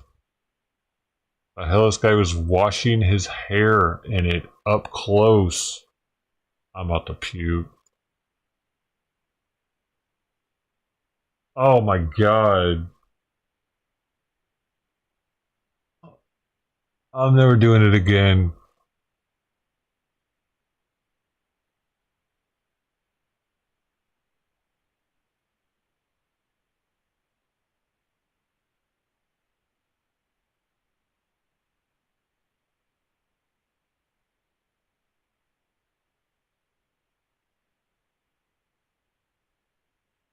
Right, it's lice or something too. I mean, it's probably some reason why he's like, oh my god, I finally got to wash. He's putting his hand all over it. Oh no!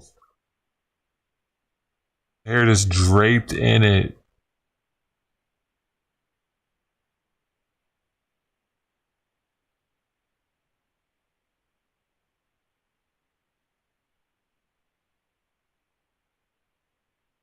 He told me when he was live, he did it to help him to forget. Oh.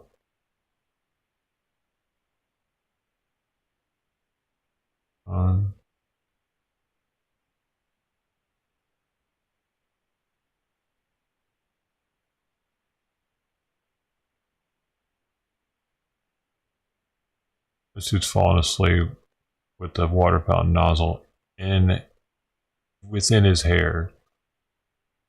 Damn it.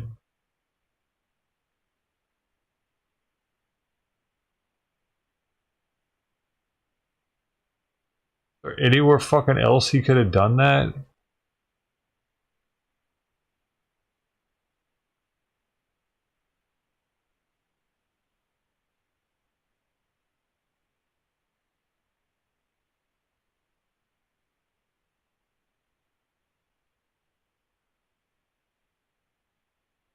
That.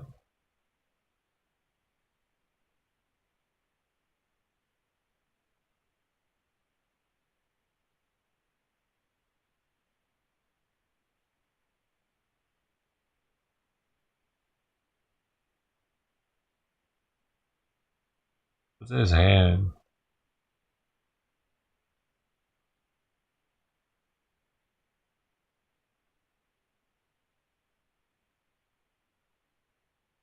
I can't tell, man. Like a cigarette or a pen or syringe.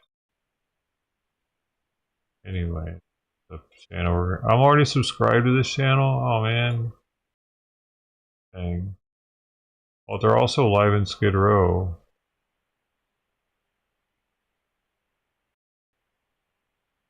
Jeez. Oh, look at all the free stuff you can get in Skid Row. That's the place to be.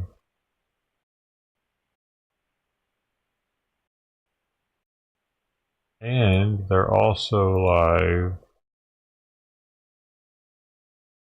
Oh, that's the other one. I was already subbed to them.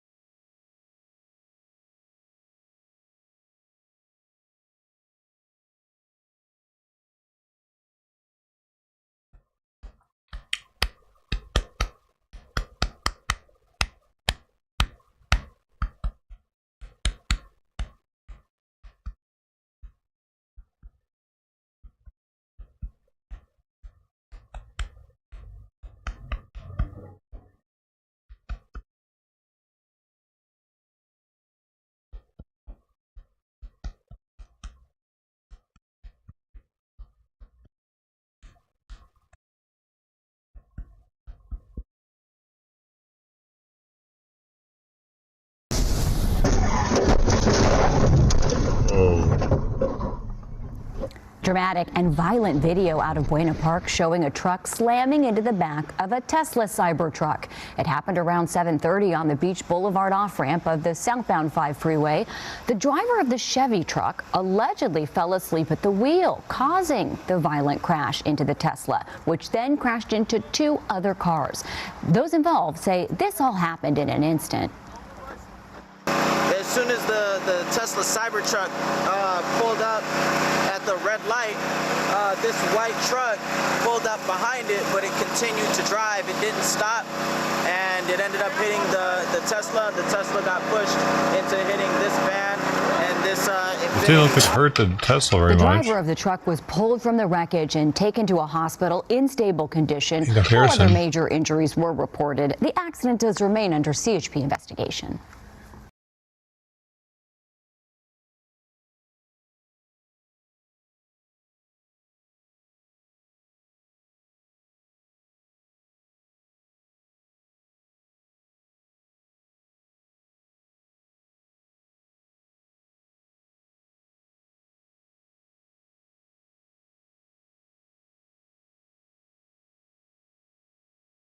Now to the latest on President-elect Trump's transition to the White House. He continues to fill out his potential cabinet, announcing new names for key positions overnight. Bradley Blackburn joins us live from the newsroom with more. Good morning, Bradley. Elaine, good morning. Some are in, at least one is out, but the list of names keeps growing. Since his victory, President-elect Trump has put forward more than 40 names, and that includes 7 within an hour last night. While he remains in Mar-a-Lago, President-elect Trump's future administration continues to take shape. Late Friday, he made a flurry of cabinet announcements. Among them, Scott Bessent, a billionaire investor and hedge fund manager, as Secretary of the Treasury. He'd be key to the president-elect's plan for tariffs on many foreign-made goods. Bessent is openly gay and would be the first gay cabinet member to serve in a Republican administration if confirmed. Trump also announced former Congressman Dr. Dave Weldon as his pick to run the CDC, Dr. Jeanette Neshawat, a Fox News medical contributor, as U.S. Surgeon General, and Dr. Marty McCary as FDA Commissioner.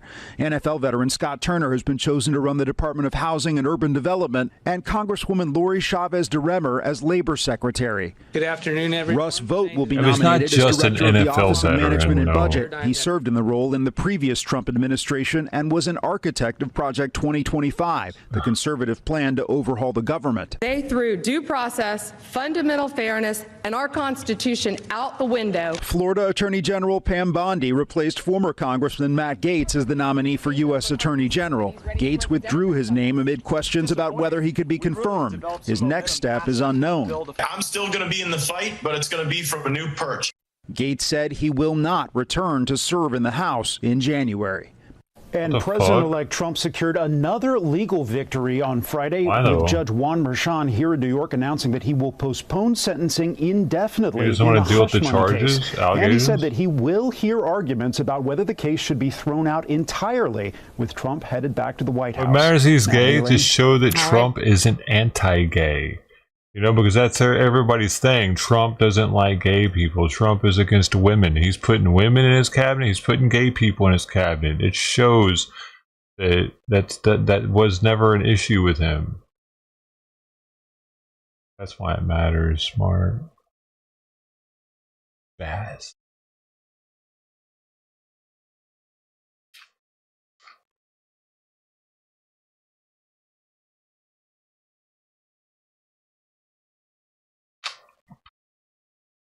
Don't y'all understand? They're trying to. It's surprising. CBS would even report on it because like they're trying to make Trump look bad by not bringing up that NFL players' other career moves after the NFL were actual in politics and local politics. That was my understanding from what I read earlier today. But they did admit that he hired a gay or is trying to hire a gay person. Which gay people will appreciate that. And maybe extinguish some of the gay hate from their community that thinks he's just super anti-gay people.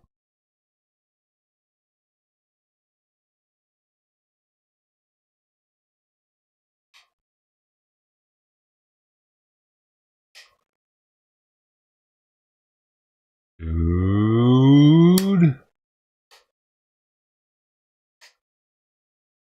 Kitty, you're making me sleepy. Both of you two. Where's Simon at? Oh.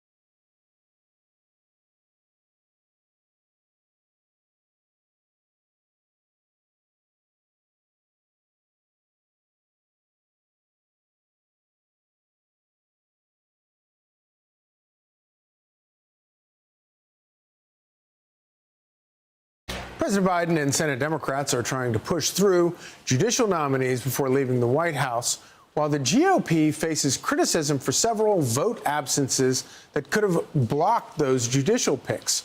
Senator Chuck Grassley slamming his fellow lawmakers, telling Fox News, quote, Senate Republicans must do everything they can to stop this lame duck conveyor belt of radicals. But Tennessee Senator Marsha Blackburn was present this week for those crucial votes, and she joins us now. Thank you for joining us, Senator Blackburn. What do you have to say to your fellow Republicans about missing these crucial votes? You know, Charlie, one of the things we have to realize is that Chuck Schumer and the Democrats have learned absolutely nothing in this election cycle, and they're going to be working overtime to try to push forward their agenda because they've lost the House, the Senate, and the White House. And so we're going to have to walk and chew gum at the same time. And we've had some wins in blocking some of these judges for the circuit courts, and we're also going to have to make certain that on day one, Donald Trump is going to be able to have cabinet members approved and getting to work, and we're going to have to give him a lot of clear runway to get his agenda through. That first 100 days is going to be vitally important, and we are so excited about turning our attention to 2025. Absolutely, and you're so right that Democrats are taking this opportunity to, it's kind of like a smash and grab operation, but all the more important, and obviously some of those Republicans that have missed these things are J.D. Vance, who is busy being the vice president-elect, and Marco Rubio, who is busy being Secretary of State nominee for Secretary of State. But what can be done to make Republicans in the Senate realize that what you understand, which is this is still a very important time when Democrats have nothing left to lose, and they're going to do all they can to jam a bunch of radicals onto the courts for lifetime appointments? And we had everybody show up finally. And of course, everyone is going to work to block these bad nominees.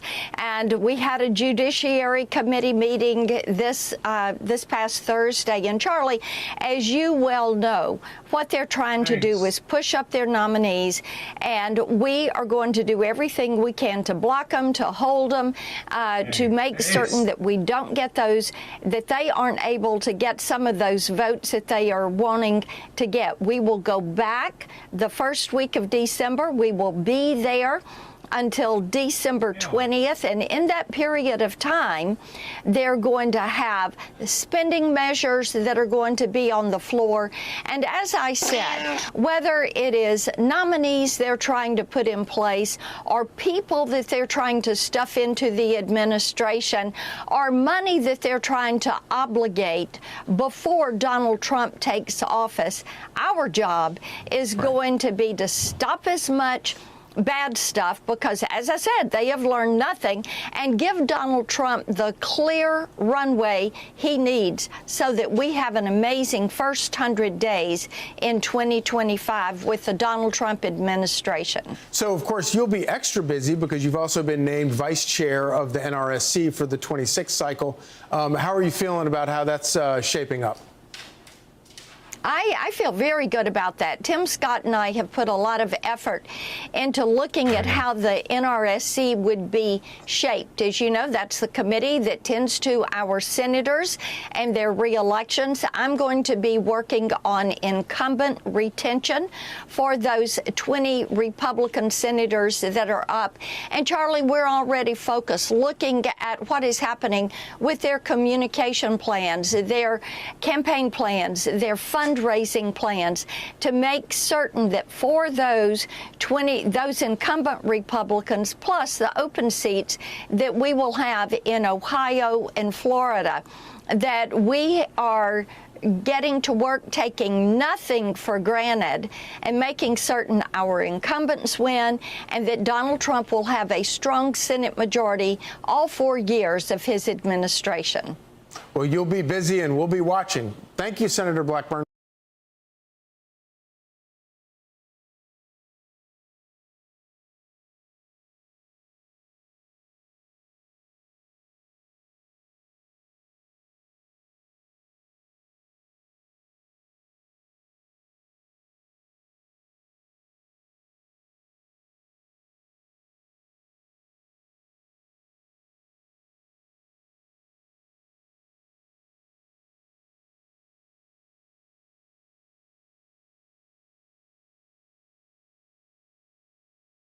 Man survives coma where he could hear everything around him.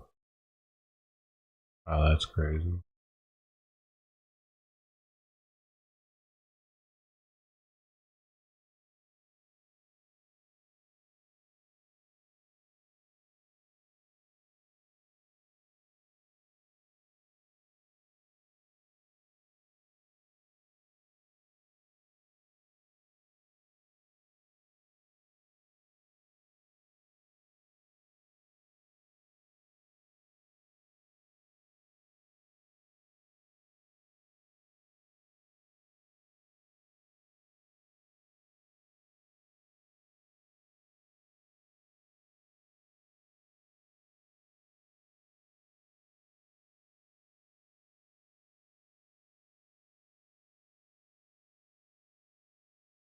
That's about it for news for the day.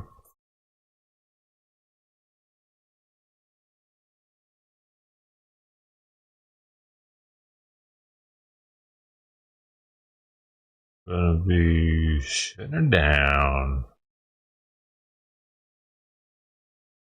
I'm gonna catch us later on another stream on another channel, but not Kitty Cam this time. Kitty Cam is only in the morning.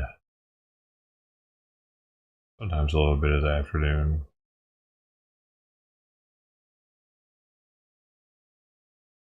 All the kitties have eaten, apparently, for now.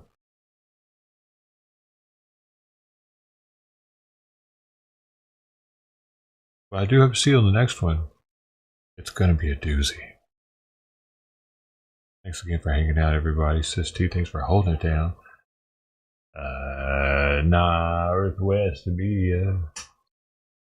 Thanks for hanging out again. Ted Thomas, also. Mark Bass, you as well. Everybody else. Westfall Jr. 4 years of clip of the Olympics. I didn't see that.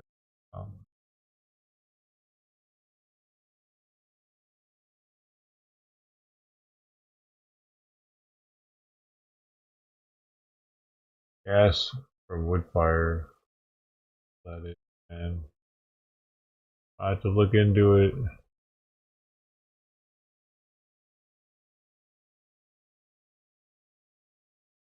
Go to Colin 100. See you, buddy. We had Lou in here. Electric. Dirt nasty.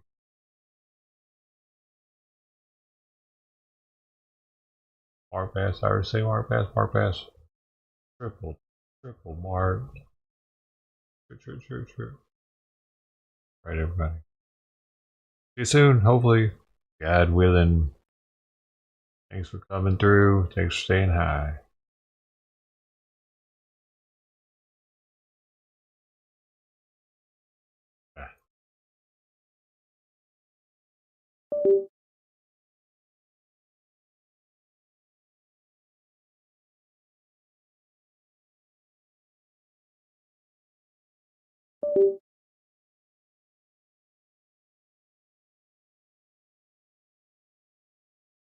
Another one.